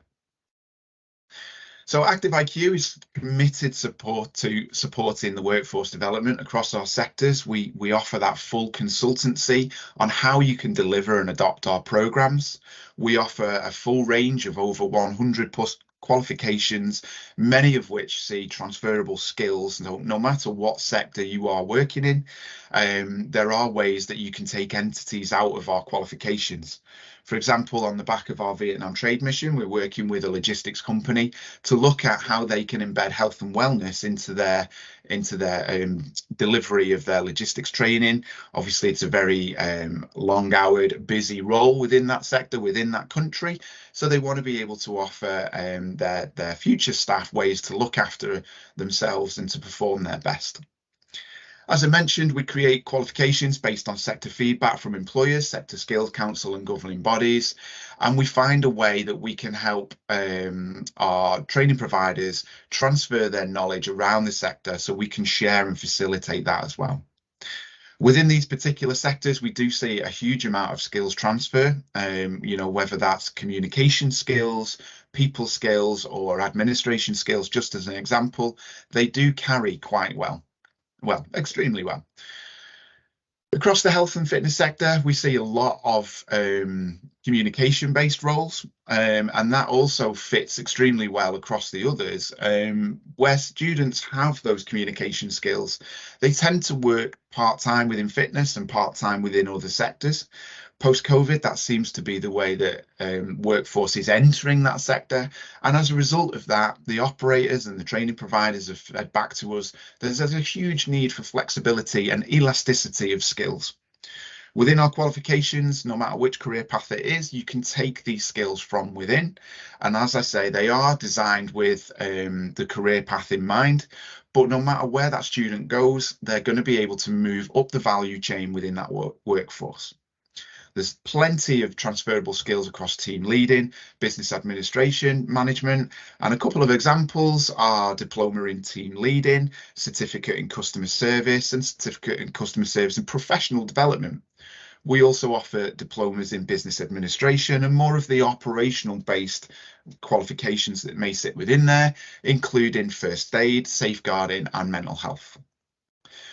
Our teacher training capacity and skills offering fits extremely well with taking the experience and skill set from an existing industry professional and moving them within to a train the trainer role. This is how I moved into teaching and education after my many years within the fitness sector. I wanted to give back to the new generation of people coming through, and for me to be able to upskill as a recognised teacher, a tutor within the UK was a very natural career path for me to go through. Throughout my academic studies, although I had been teaching non-regulated training around business administration, entrepreneurialism, sales skills, I wasn't recognised within the UK as an educator, and the Level 3 award in education and training and assessing allowed me to move into that role naturally. We've developed this offering throughout our products as a way that we can facilitate a highly competent workforce. And again, this has been extremely well received all around the globe. The idea behind these is that we can support your centre growth as well, so that you might not necessarily consider yourselves within your company or your training provider to fit within this sector, or your skills and level maybe doesn't quite match the UK regulated framework. And that's why we've been able to work with centres around the globe in upskilling to be able to deliver our TVET qualification. No matter where you are in the world, we will always be able to help you in upskilling or finding a way to deliver our qualifications, to deliver our training. And we will look with you at your CVs and at your staff qualifications and your staff experience and skill set to find the most appropriate way for you to move into that education role. Within our professional development programme, we're also extremely proud to be able to offer our Level 2 award in mental health awareness. And this has been a massive drive for ActiveIQ and personally myself, as I'm a big advocate for mental health awareness. And our qualification can be delivered digitally around the world, and it offers 2 units within there. It's not just the mental health first aid, as is so widely available across many different nations within the world, and that is hugely beneficial. I'm very proud to see that happening. But our second unit is also recognition of the signs and symptoms and understanding of the key drivers and the key issues and conditions within mental health awareness. One of the things that makes me so proud within ActiveIQ's offering is that this qualification was put together with discussion and learner participation in mind to break down some of the boundaries where we can actually discuss some of these issues and elements. So as I mentioned at the top of the call, we have various different skill sets, various different case studies that we can discuss with you. I've added a couple of images there for you. Please do contact us if you'd like to know further information about how these businesses have embedded ActiveIQ qualifications. Just as a quick example, as I know I'm running short on time, Fitness First within the Middle East, they worked with us and consultant to understand the skill gaps that they were seeing across their workforce and to understand the skill gaps that their staff pipeline were struggling with. And then they decided to open out their own academy rather than relying on other education businesses across that sector so that they could grow their workforce in-house. They also proudly use this as a reward and recognition scheme, as well as the recruit and retain element. And they now deliver various qualifications of ours, depending on the skill sets that that learner would like to go for. Afrofit have done exactly the same model, and Spartans are using this as a way to grow their franchise business, as they're now delivering different skills across business administration, as well as business management skills as they grow their franchises outwards. So please do contact us to find out more. I could talk to you all day about the different programs that we have and the different work that we're doing in the world. Please do connect with me personally or connect to ActiveIQ. We'd be delighted to talk you through our different platforms and programs. And I know Jonathan's going to be releasing our prospectus later on today. I am chatty, so please do feel to contact me on WhatsApp and obviously connect with me on LinkedIn to find out more. We have a vast wealth of industry and educational experience, and we would be delighted to share that with you. Jonathan, thank you very much for my time. I'll cut short now because I know that's the end of my session. Thank you very much. Thank you so much indeed, Stuart. You are chatty. You're not cutting short at all, so don't worry about that. Brilliant. I mean, ActiveIQ is just, doing so many different things in the qualifications and training space, and it's really fantastic to see. And I think the health, wellness, and fitness, elements are really being built into lots of different programs these days. So I think you're in a bit of a boom space. So well done to you. Stay around. We've got some questions for you. Now we're moving over to Dr. Paul Sutton from CNT. Dr. Paul Sutton is the Artistic Director and CEO of CNT and is an internationally respected applied theatre practitioner. He has over 30 years of experience working in theatre, arts, creative industries, heritage and education. He has worked extensively in universities across the UK and internationally, as well as with cultural and heritage organisations across England, USA, Singapore, Kenya, Australia, New Zealand. I mean, there isn't much of the world left there, Paul. He has also co-authored numerous books in the field of creativity, digital and learning. He is former regional council member of the Arts Council England and is a digital editor of Research and Drama Education, the Journal of Applied Performance. Paul, are you there? I am, yeah. Ladies and gentlemen, this is the last of 7 sessions. We've been operating at the SkillsFest every day this week, sometimes twice a day for those that can tolerate us. It's really brought to bear the opportunities around partnership and collaboration. And in the UK here, we believe our skills system is really all about the applied model and the expertise that we can offer you to build a system that is built for your people in your nation, your way, with your industries and your economy. It's not about implanting the UK way into your country. And so we would suggest that you take a look back at some of the videos that we have of all the sessions this week. You might have missed some of them. There are some brilliant sessions in there covering almost every different sector, every different learning element for teachers, for students, all sorts. So, please do take a look at those. Great. It's lovely to be here. Thanks to Jonathan and to all the other amazing presentations. Really stimulating morning, or at least morning as it is for us here in the UK. So I'm here to talk to you in my capacity as Artistic Director of a theatre company called CNT, but I'm particularly going to be talking about the technology that we have been developing over the last 5 or so years called Prospero.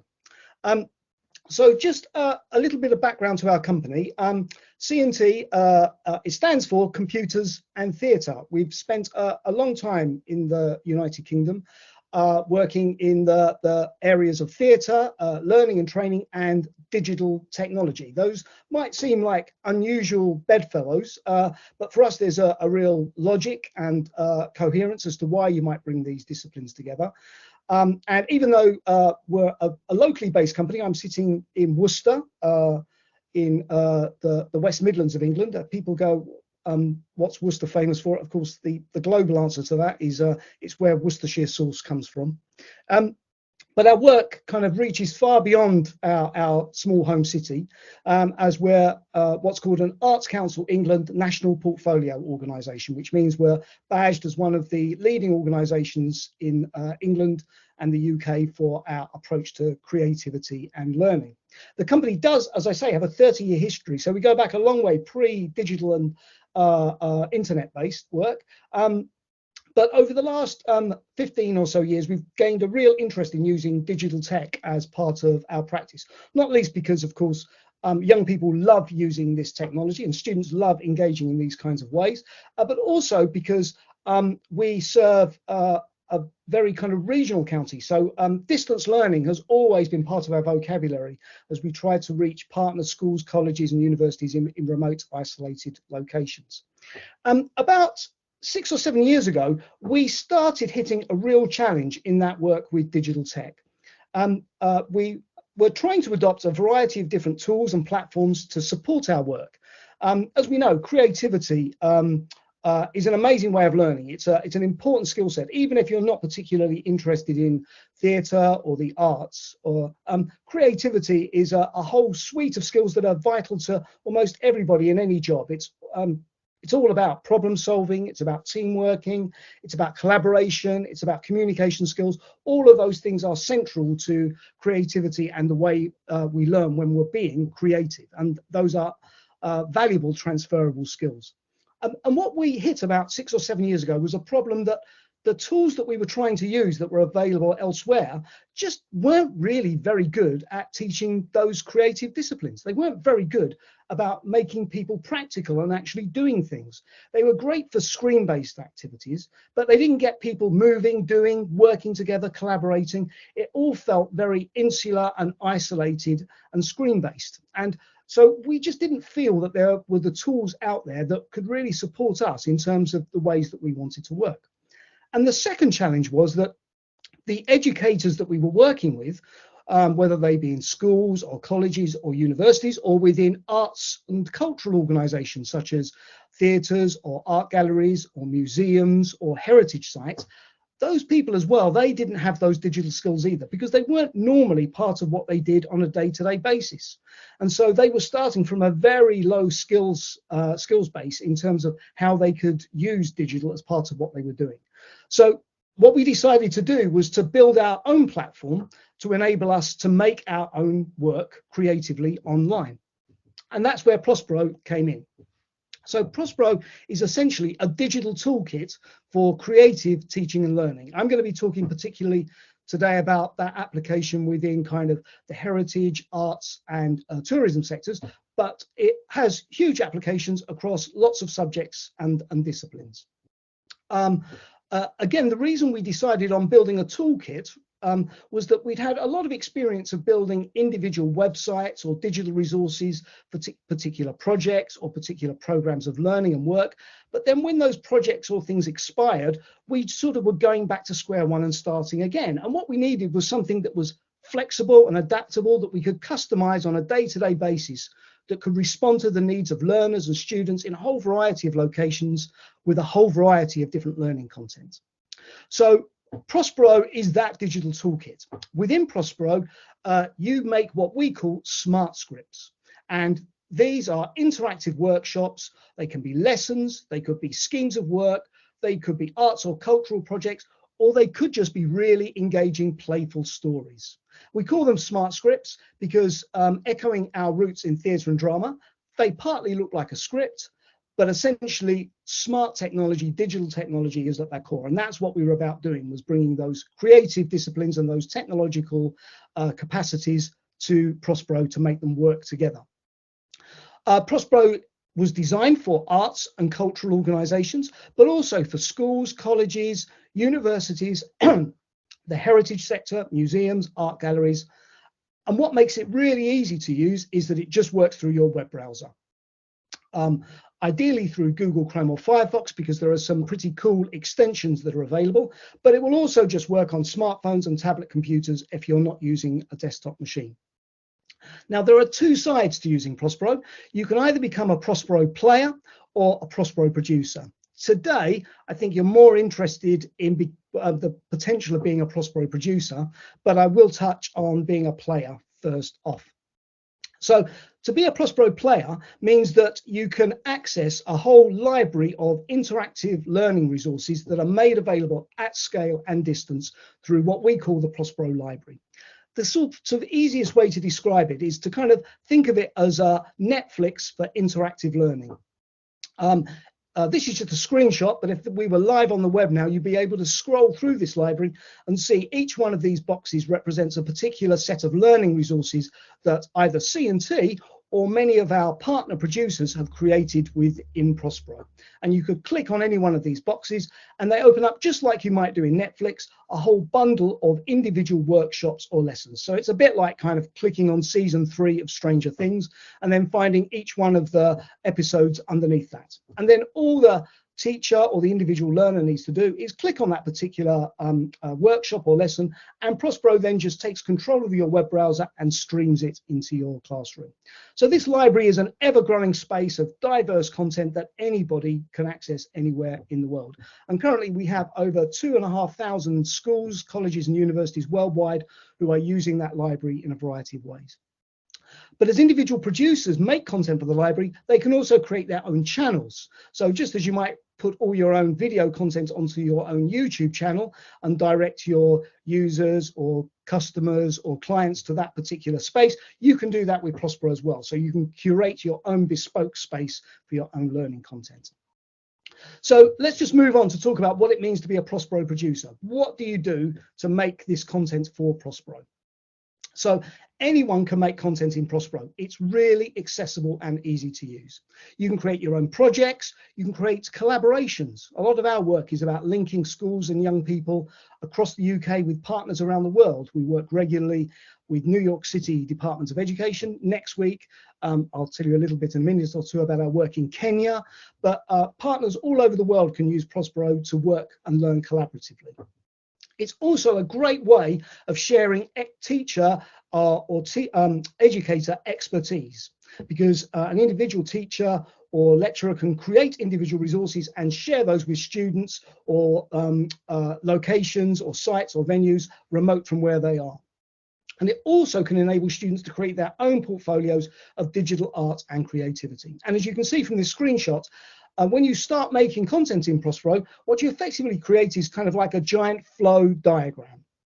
So this is a screenshot of a quite elaborate smart script created by Roundabout Theatre in New York. They're America's largest not-for-profit theatre, operating 5 theatres on Broadway, and they have a program of work called their Workforce Development Program, which effectively is an apprenticeship scheme for theatre technicians and backstage crew. And they wanted to use Prospero as a way of cascading skills and expertise to all their cohorts of students across all their Broadway theatres. So as you can see, within this was a particular workshop they created about lighting and lighting design and how you focus lights on particular sets or particular activities in particular theatres. And from the shot on the right, you can see this elaborate kind of flow diagram where students can just move between these different tasks and activities, with each one of these kind of buttons triggering the next bit of interactive content. So rather than just watching a kind of demonstration video on YouTube, Prospero allows you to pace the learning. You can watch a short instructional video, and then when you're ready, you can click the next button to move on to the next activity. So the students and the teachers are in control of the pace of the learning. As you move through this flow, Prospero gives you a whole range of different tools so that you can customize that learning experience in lots of different ways. The direction, as you can see here, there are essentially 3 components. There are scenes on the left-hand side, actions in the middle, and then cues on the right. Scenes allow you either to make custom scenes where you can upload your own photographs or videos or perhaps demonstrations of tasks and activities, or you can create website scenes, which are where you can embed your own web resources, existing web pages, or maybe industry standards, and then embed those into the flow of the smart script. Then with the actions, the middle column, you can customize those by annotating them, adding notes, perhaps explanatory videos or audio. You can also do things like add smartphones or iPads or tablet computers to the flow, which allows you to kind of cascade the learning away from one screen onto multiple devices in a room. So you can perhaps have 3 or 4 iPads all situated in a classroom space, and students can move between those different devices to undertake particular devices and activities. You can also add in decisions where through individual devices, students can cast their votes for particular choices, which might take them in different directions within the flow of the smart script. And within the cues, the other interesting functions, for example, are duration. You can see in the blue section there, the duration, which allows you to set timers. So if you want a student to do an activity, perhaps a discussion task for 5 minutes, you just set a timer for 5 minutes. And when 5 minutes is up, Prospero says, great, well done, it's time to move on. Geolocation is another really exciting function that's proved really popular, where you can make these workshops that rather than clicking on buttons to move to the next activity, they are kind of geolocation based. So Prospero tracks where your smartphone is, and then it knows when to trigger the next bit of activity to move on to the next thing within the flow. So for example, we're working with the National Trust in Worcestershire on a historic site called Croom Court, and we built an interactive walk using this GPS function around this vast estate, which is both there as a visitor attraction. So curators within the National Trust have helped us to build this interactive resource so visitors can experience the site. But more importantly, the National Trust has huge numbers of part-time staff and volunteers, and they can use this GPS walk as a way of educating themselves about the site and the location, so that when visitors are there on site, they can impart that information to their visitors. So it's a really efficient way of training staff about those historic locations and those particular sites. There are a lot more functions, which if you contact me after this event, I'll be very happy to explain to you. But just to take us on to a couple of examples how we've used this work. We're currently working on a really exciting problem with the Nairobi National Museum in Nairobi in Kenya. And one of the real challenges that they and their trainee curators and staff have had is that around Kenya, there are amazing locations where there are the earliest forms of human rock art. And these are kind of carvings and sort of engravings into rocks which are buried away in obscure valleys in the middle of deserts, in ravines. And it's almost impossible to get people in the museum to have a sense of these sites and these locations. So working with the museum, some of their curators went out on site, filmed using 360 immersive video to capture these sites, and also using binaural sound, so you capture the amazing soundscapes of these places, and then built these interactive digital resources back into Prospero. So now within the museum, all the staff and the curators and the trainee curators can experience for themselves what it feels like to go to these locations and stand on these spots where people thousands of years ago made these first human carvings. And then that enables them to work with visitors and customers coming into the museum and help to impart to them exactly what the historical significance of these sites and these locations are. And in addition, a lot of this work is all being taken now by some of their trainee curators into local schools in lots of the informal settlements in places like Kibera, which you might see quite regularly on Comic Relief in the UK, and in a place called Korogocho, a similar kind of slum district of Nairobi. And all of these resources are just freely available for anybody to access through the Prospero Library.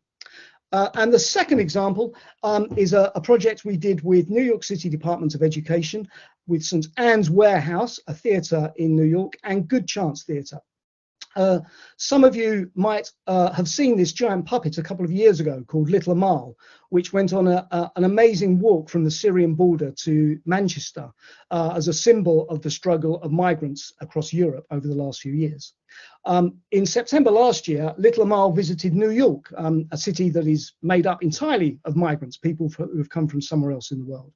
And Amal visited lots and lots of different locations around New York.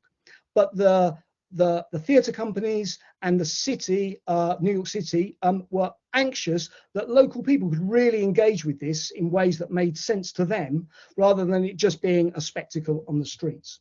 So educators in lots of the schools and colleges created a whole set of resources around community engagement, which could be used by educators in those schools to bring this story to life for people working in schools and colleges right across New York. So it helped to embed those stories of migration and enable people to engage with the project on a much bigger scale than if you were just trying to rely on individual practitioners visiting those different spots and those different locations. And again, all of those resources are just easily available for anybody to access within the Prospero Library. So that's just about it from me. I hope that gives you an overview. Lots of potential in lots of different areas, and very happy to talk to anybody who'd like to find out more. Paul, thank you so much indeed. I think it's a mind-blowing platform. You've got some really decent examples there of how it can be applied in different ways. So, you know, I'd never seen that before. So really, thank you very much indeed for sharing. Good, there we are. We do have quite a few questions to whiz through.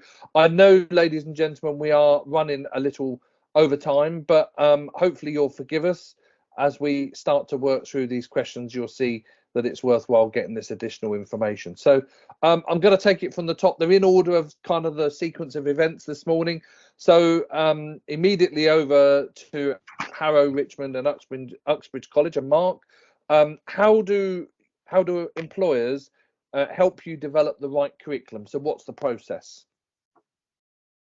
There's a number of processes really. So there's using sort of LMI, local market intelligence, and using that rich source of data that's out there. There's and then informing those industries and particularly employers that you may want to collaborate with in terms of shaping the curriculum.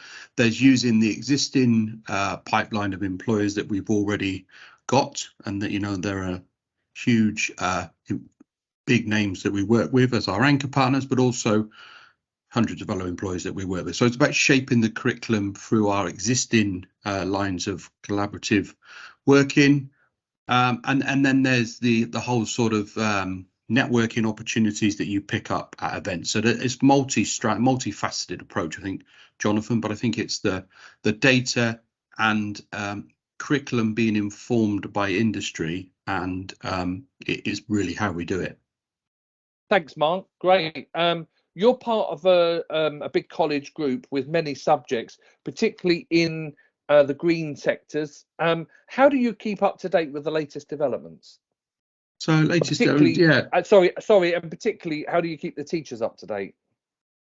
Yeah, we do a range of different. So there's that's about bringing industry in to the college. So that's not just about informing the students of the latest technologies. That's giving staff the opportunity to work alongside those employers as well through some upskilling. Also, we operate a system of CPD, so staff in industry days. So we encourage all of our teachers and managers to go back out into industry for a couple of days, normally in the summer term, because that's when they have a little bit more time in terms of finishing off the cohorts and getting ready for the new students. So we get them out into industry. I think as well, it's also worth coming back to those collaborative networks, the very different, you know, the committees that we sit within, the local chambers, really building that collaborative employer networks that enable us then to build those connects and then have those conversations. We've got a great example actually of a games development teacher who is working for us a couple of days a week, but he's actually gone back into industry to support industry because they didn't have the expertise in this particular company, and it was all to do with developing games for Xbox and Nintendo. So the employer saw that this individual had the skill set, and we worked through sort of a solution to that, and we found the best solution was to retain that member of staff because he's obviously bringing so much rich content back into education as well as taking it into industry. So there's many different ways that we do that. Thank you so much. And staying with you, one more question just quickly. Green transition, auto, eco cars. Do you have any examples that you can share later to show the student journey from learning to work? We will have some examples, and it's part of we're at the very early stages of developing our strategic development fund, which we're very fortunate to receive some government money to support the training of electric vehicles. So that's the service and repair of electric vehicles, but that's also the installation of commercial and domestic charging. But we will have some examples of where we've done the green transition and I'll be able to circulate those later. And I'll circulate that report as well, which features IoTs and the work that's gone on across the network to drive forward those all important skills, Jonathan. Mark, thanks so much indeed. Yeah, anything like that, send it over. We'll get that published. Yeah, okay, great. Chris from BSD Education. The question, or the comment actually in the question, we love your focus on life and work skills. How can you help us in Thailand to embed your programs in our skills programs? Absolutely. And so funny enough, I've got 3 of my team members who are actually based in Thailand. So depending on your own program, we need to look, we'd need to consider obviously the call it the physical device resources available, also the language capabilities of the educators and the students, potentially also connectivity. But then after that, depending on the approach taken, so whether your educators have time that can be dedicated to the learning of these skills, then there can be a linear program or learning progression put in place, and then obviously the capacity building or the upskilling of those educators can take place.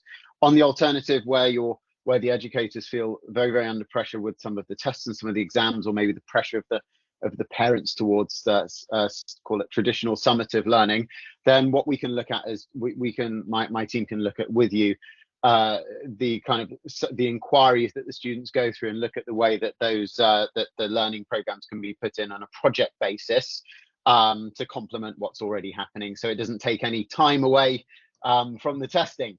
So those are all those are different ways that we can approach that. And then the final part is just it really comes down to how much time can your educators spend on doing that learning each year. I hope that answers the question. Yeah. Any other angle, obviously, happy to go into more detail. Yeah, thank you so much. And thanks for sharing your information about your teacher development. We feel teacher skills are important here. Is your teacher training program part of a formal or regulated teaching qualification, and can we use it in the Philippines? So yes, actually, so 2 parts to that. Part 1 is we certify all of our teacher training and education programs with the UK CPD Standards Office, where there is a local equivalent to that in the Philippines. Of course, we're happy to connect with those requirements. We work with organizations both in Manila and in the provinces. So one of our biggest partners in the Philippines is in Cabanatuan in Nueva Ecija, and that crosses both their junior high school, senior high school, and what for them is a College of Education and Nursing. So within their College of Education and Nursing, we also have an educational technology minor.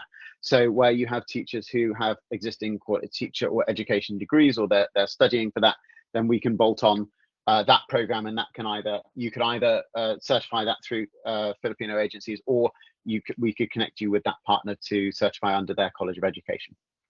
Fantastic. There's a question in the chat which I think it's a bit generic, but I'm going to put it in here, Chris, for you.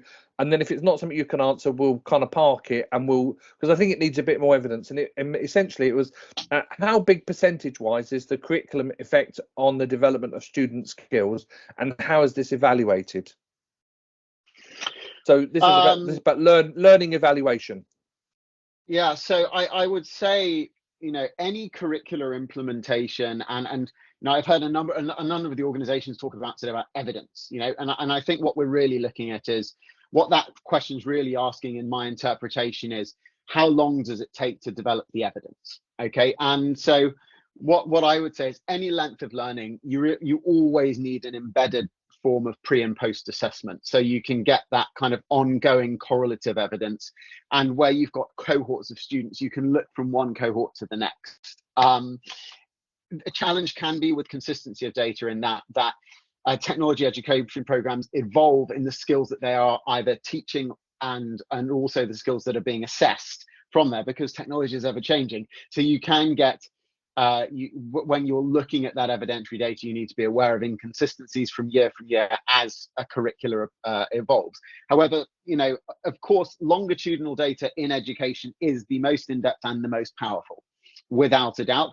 But the data needs to be gathered from the beginning, and you can gather, if you take a correlative attitude towards it rather than trying to establish random control, then you can measure the impact of curricular interventions right from the outset, regardless of the length of the learning that can take place. Chris, thank you so much. might be a question for you as well here, Mark. Is there any best practice relating to CDIO? So this is the conceive, design, implementation and operation, particularly in engineering, that we can collaborate and share knowledge on? Yeah, absolutely. So I think, yeah. Engineering is probably a great example of where we could share some knowledge and be very open to doing that. Okay, great. I think this is for Nikki now. Nikki, we love the way that your English programs, your English language programs, are linked with teacher capacity building and 21st century and green skills. How can we work with you, with our centre in the Philippines, to upgrade our teachers? Yeah, thank you very much. Just simply reach out to me. I've put my contact details into the chat. So you've got my email address there and also the LinkedIn handle. So I'd be very, very happy to hear from you. We'll arrange either with myself or a member of the team very quickly, sort of a discovery meeting, just to find out a little bit more about what kinds of skills you are looking to develop, how that fits in with English language building capacity. And from there, we would get the ball rolling into a bespoke course option. So yes, just Fantastic. Please reach out to me anytime. And extending that question, I guess, how did you develop your fantastic approach to your value-led way of working, and how can you help us adopt this and develop a similar way? So really, we're very big practitioners of reflection. That's also one of the key 21st century skills that we help particularly teachers to develop, the skill of reflection, which is not something that necessarily comes naturally. And there are plenty of coaching type models that we have adapted and tweaked to be able to encourage people to reflect effectively. And this is a process that we went through ourselves, particularly during the COVID period, as I think many people did, either on a personal or professional level. And we were able to have that opportunity after being in face-to-face business for 18 years and hearing thousands of stories and understanding thousands of student journeys as what really mattered to the students and what really mattered to us as a staff body. And that's how we decided upon the three sort of core value sets that I identified in the presentation. So really, in terms of how we would transfer that on to any potential partners in the future, is first of all, we would need to do some real kind of deep dive work into what the existing organizational values are, and how those values can be transferred to that organization, but also helping people to see, as I mentioned in the presentation, the value of the values. You can't have a value for value's sake. There has to be also some kind of employability outcome or some sort of real world outcome. They can't just be nice to haves, they need to be need to have. So I think that's the key, the marriage between the need to have and the personal value. Okay, so you're really talking about impact and benefit there, aren't you? That comes off the back of it. Nikki, there's a question that's just appeared in the chat. We'll pick it up as it's here, and it's about English. So I wonder if the English communication delivery skills could be merged with creative technologies that were presented by the last speaker, and could there be a module for wine communicators, sommeliers, wine tour guides, you know, occupations like that? And I think the short answer to that anyway is yes, because you know, a lot of English programs these days are being developed are vocational English, or we call it English for a specific purpose, because of course most industries don't teach or don't need tourism English, as it were, we might call it. They need something much more specific and very technical maybe for their particular sector, and I guess that's what that question is covering. Would you agree with that, Nikki? 100%. ESP is something that we've done for many, many years in the face-to-face world, and it would be relatively easy for us to transfer that knowledge onto a new type of course offering, and 100% open to any kinds of partnerships also with colleagues here today. Fantastic, brilliant, thank you. Toby, over to you now by the looks of it on this question list. We love your use of an evidence-based training and direct link to the workplace roles. How can we use this to develop our 3D programs? In terms of the evidence base that the evidence base we draw upon is from academia predominantly. So we're looking at, we undertake what we would call literature review of specific sectorial kind of data and evidence. What we know is that on the question we prompt people to ask, and we hope that people will ask, is what is the evidence base behind any training that we might adopt, and in doing so become what we call an intelligent customer for training. So yeah, it tends to be quite specifically based on the skill type that you wish to deploy. We've recently done some work here in the UK for the UK Ministry of Defence, looking at skill taxonomy and how various skills can be more broadly classified as in terms of applicability for various training techniques, specifically around immersive learning. What we found with that is that certain skills are certainly very much applicable, others may not be. Give a Ministry of Defence example, it's easier to train somebody to use a weapon by actually giving them a weapon. However, if it's a procedural or cognitive kind of task around how do you learn to kind of strip down an engine, then simulation is probably the way to go. Great, thank you. Question here from Indonesia. Are indications of competency EIOC could have real benefits in the medical sector in Indonesia? What is the outline process for starting to look at the integration of EIOC? Funnily enough, a lot of the evidence comes from the healthcare sector. I think predominantly because there's a clear benefit in terms of avoidance of error in surgery that we'd all appreciate. Now, the way that we started the science here is actually by evaluating evaluating virtual simulators. That might be screen simulators or handheld simulators, using eye movements and comparing what we call the construct validity, which is the eye movements in the real world and the eye movements on the simulator.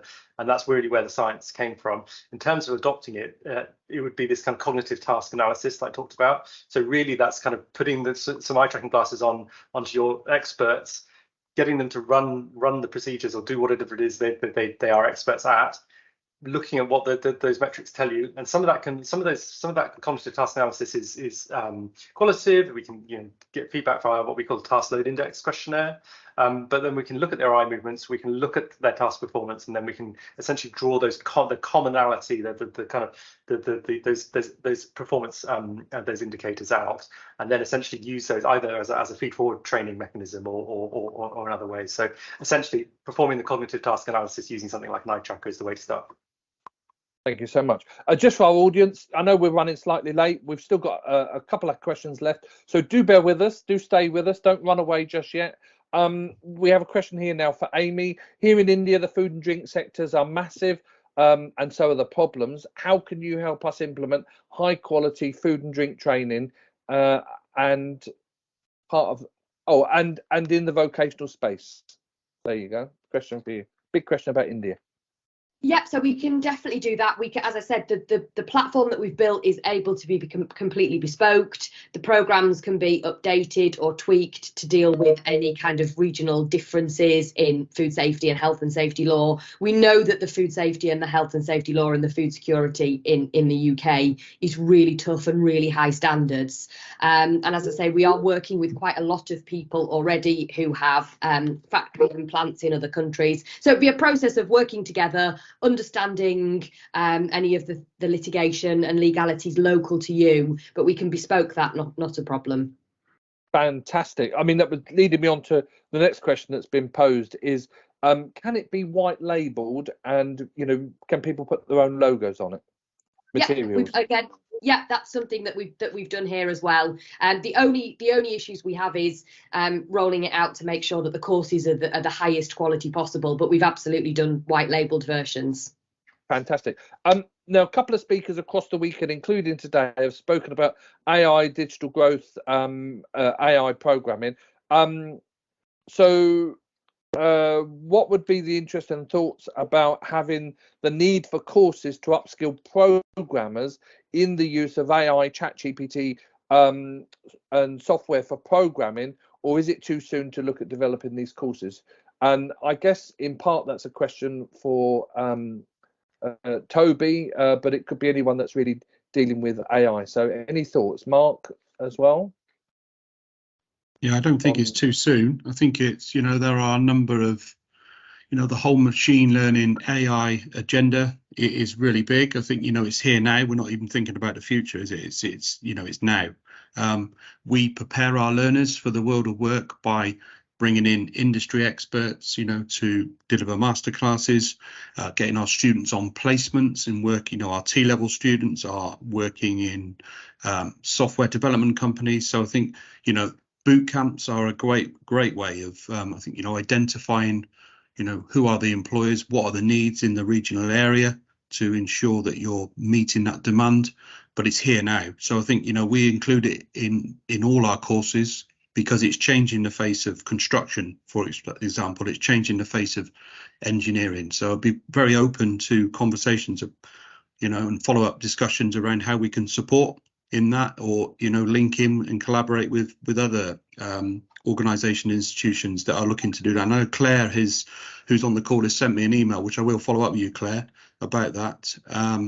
But yeah, I think it's here now, and we're doing our best to maintain pace with industry to ensure that we can, give our students the best possible experience so they are ready for the world of work. And let's be honest, that's a tough gig in this day and age, in staying up to pace with technology. So I don't think it's the future, Jonathan. It's here right now as we speak. The message is it's right here, right now. Get on with it. Okay. Yeah. Let's move on to the next question then. This is for Stuart. So how do you evaluate the impact of your qualifications on workers and the Sustainable Development Goals?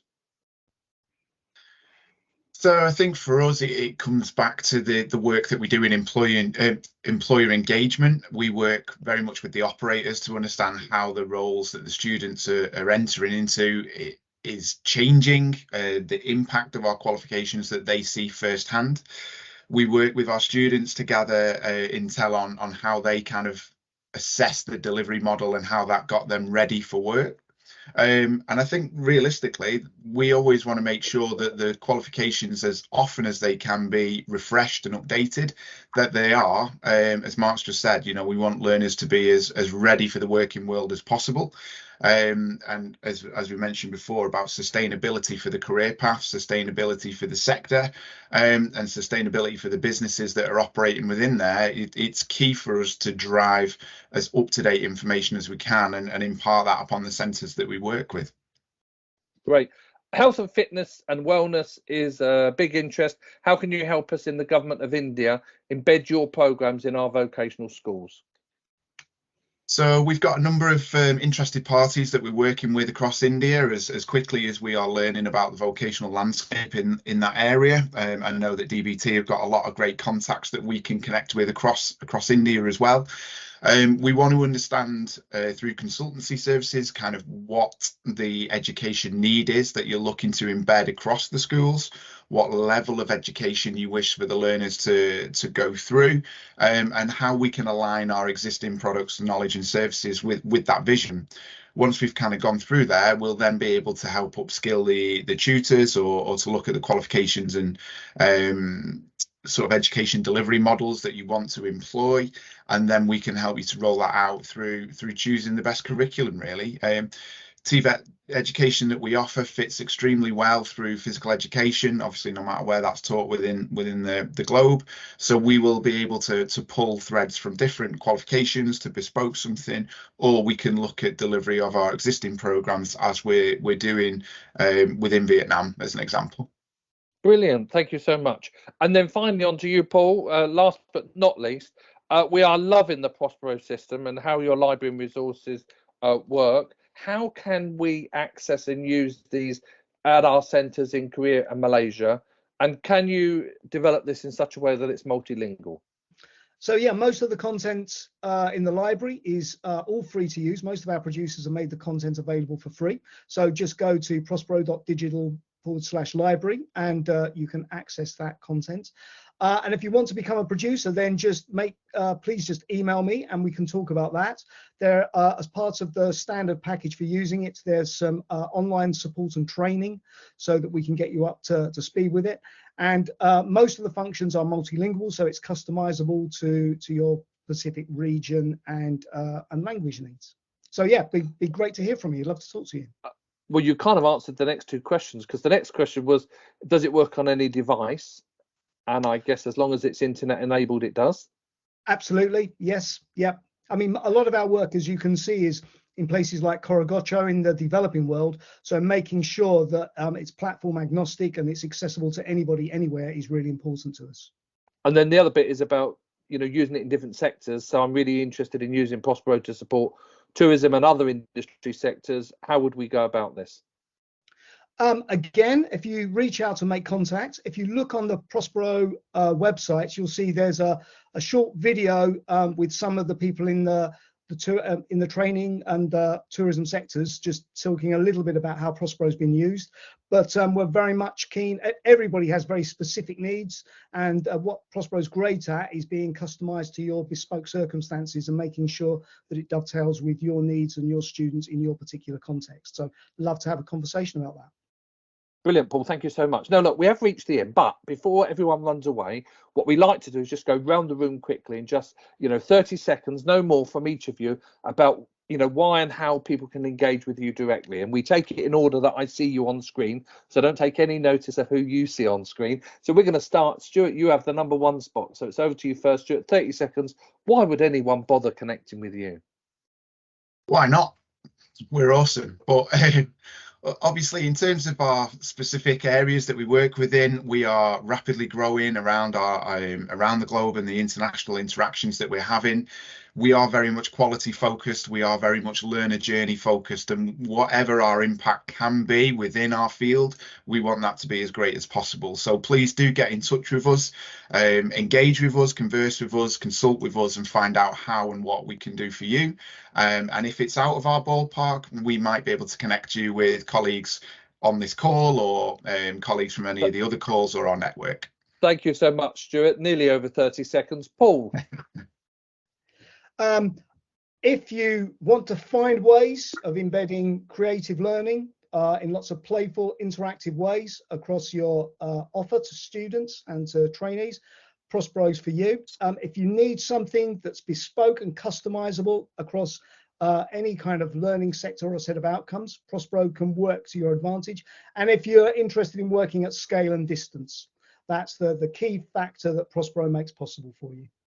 Thank you so much. Mark, over to you. Thank you, Jonathan. As the leading college group in London, we're here to deliver those responsive solutions to the real world challenges of skills development, talent and recruitment, increasing those higher technical skills, not just in the UK, but globally, and supporting a wide range of industry partners to maximise and optimise the social as well as the economic impact. And we can't do that on our own. We do that in partnership, and that's with people in this call. Those connections are being made, but across the wider globe as well. And I think specifically, so those future facing technologies, Jonathan, that's where our strengths lie, and our the steeped history that we have of delivering world-class education in the UK, and we can do that in a number of different ways. So we're here. Please reach out, please connect, and let's continue the conversation. Brilliant, Mark. Thank you. Toby. It's like creeping death here, isn't it? You're all waiting in anticipation. Toby. Thank you, Jonathan. So the technology that I talked about, I just like to make the point really that it's applicable, although I specifically talked about airline pilots and kind of surgeons. The concepts and the technology is applicable to skills, all skill types, and whether that be flying an aircraft or working on a production line. So there's benefit in any shape or form in terms of applicability to any task. We obviously have we have products that we sell, but equally we put our money where our mouth is in terms of being an evidence-based organisation. So we are always looking for collaborators to test products, to develop products with, to essentially generate that data and work with us. So yeah, please do get in touch if you have an idea, want to find out what's applicable, or even have want some sorts of data generation, collaboration, academic collaboration. Get in touch. Great, thank you so much, Chris Geary. Yeah, I would say from our side, digital skills are the number one thing globally right now that students need to make the right decision for themselves in the future. And all the products, curriculums and services in the world aren't going to make that happen unless the capacity exists for them to be taught and facilitated. So, that is critical everywhere across the developing and developed world. And we've got the system that and the approach that can help you and partner with you to do that at any cost and with a minimum amount of time required. Brilliant, thank you. Amy, over to you. Hi guys. We have been doing, gosh, I only realised yesterday when I went to do a piece of work about our history, we've been doing this for 20 years now in the UK. We've figured out what works, we've figured out what doesn't work. We don't want you to reinvent the wheel. We've got lots of different solutions that we can adapt in loads of different ways without having to start from scratch. And we're really, really passionate about what we do, and we're really passionate about working in the food and drink industry as well. Brilliant, thank you. Nikki, never last but least. There you go, your turn. Thank you. So we've been operating since 2005, so we bring many years of experience in the English language training space. However, we are still small enough to be very, very agile, but we are also growing. We are all about people, we're all about faces, we're all about finding the solutions to your gaps in training. In English language and also other skills, ESP, 21st century skills, climate action awareness. We really love to talk. I'm a talker. Please get in touch with me if you think that Peartree can help you in any way. I'm always happy to have a chat. Thank you very much. Nikki, thank you so much indeed. So we have come to the end. I would really like to just thank our speakers, Mark Barley from Harrow, Richmond and Uxbridge College Group, and Chris Geary from BSD Education, Nikki Partridge, who you just heard from there from Peartree Languages, and brilliant as well at that, talking much better than me, Nikki. So I think, you know, I need to do some learning from you. And we had Toby and Amy Crooks from National Skills Academy for Food and Drink, and of course we had Dr. Paul Sutton from C&T and Stuart Liversedge from ActiveIQ. Now, all of the materials, the recordings and any additional information that they supply will be online later today and early tomorrow, probably with the recordings.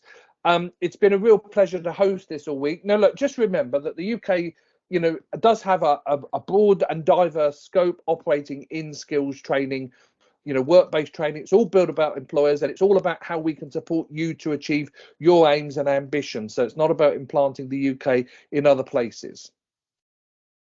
You've been watching the Department for Business and Trade in association with the UK Skills Partnership. I'm Jonathan Ledger. That's the end of SkillsFest. Thank you so much. Take care, everybody.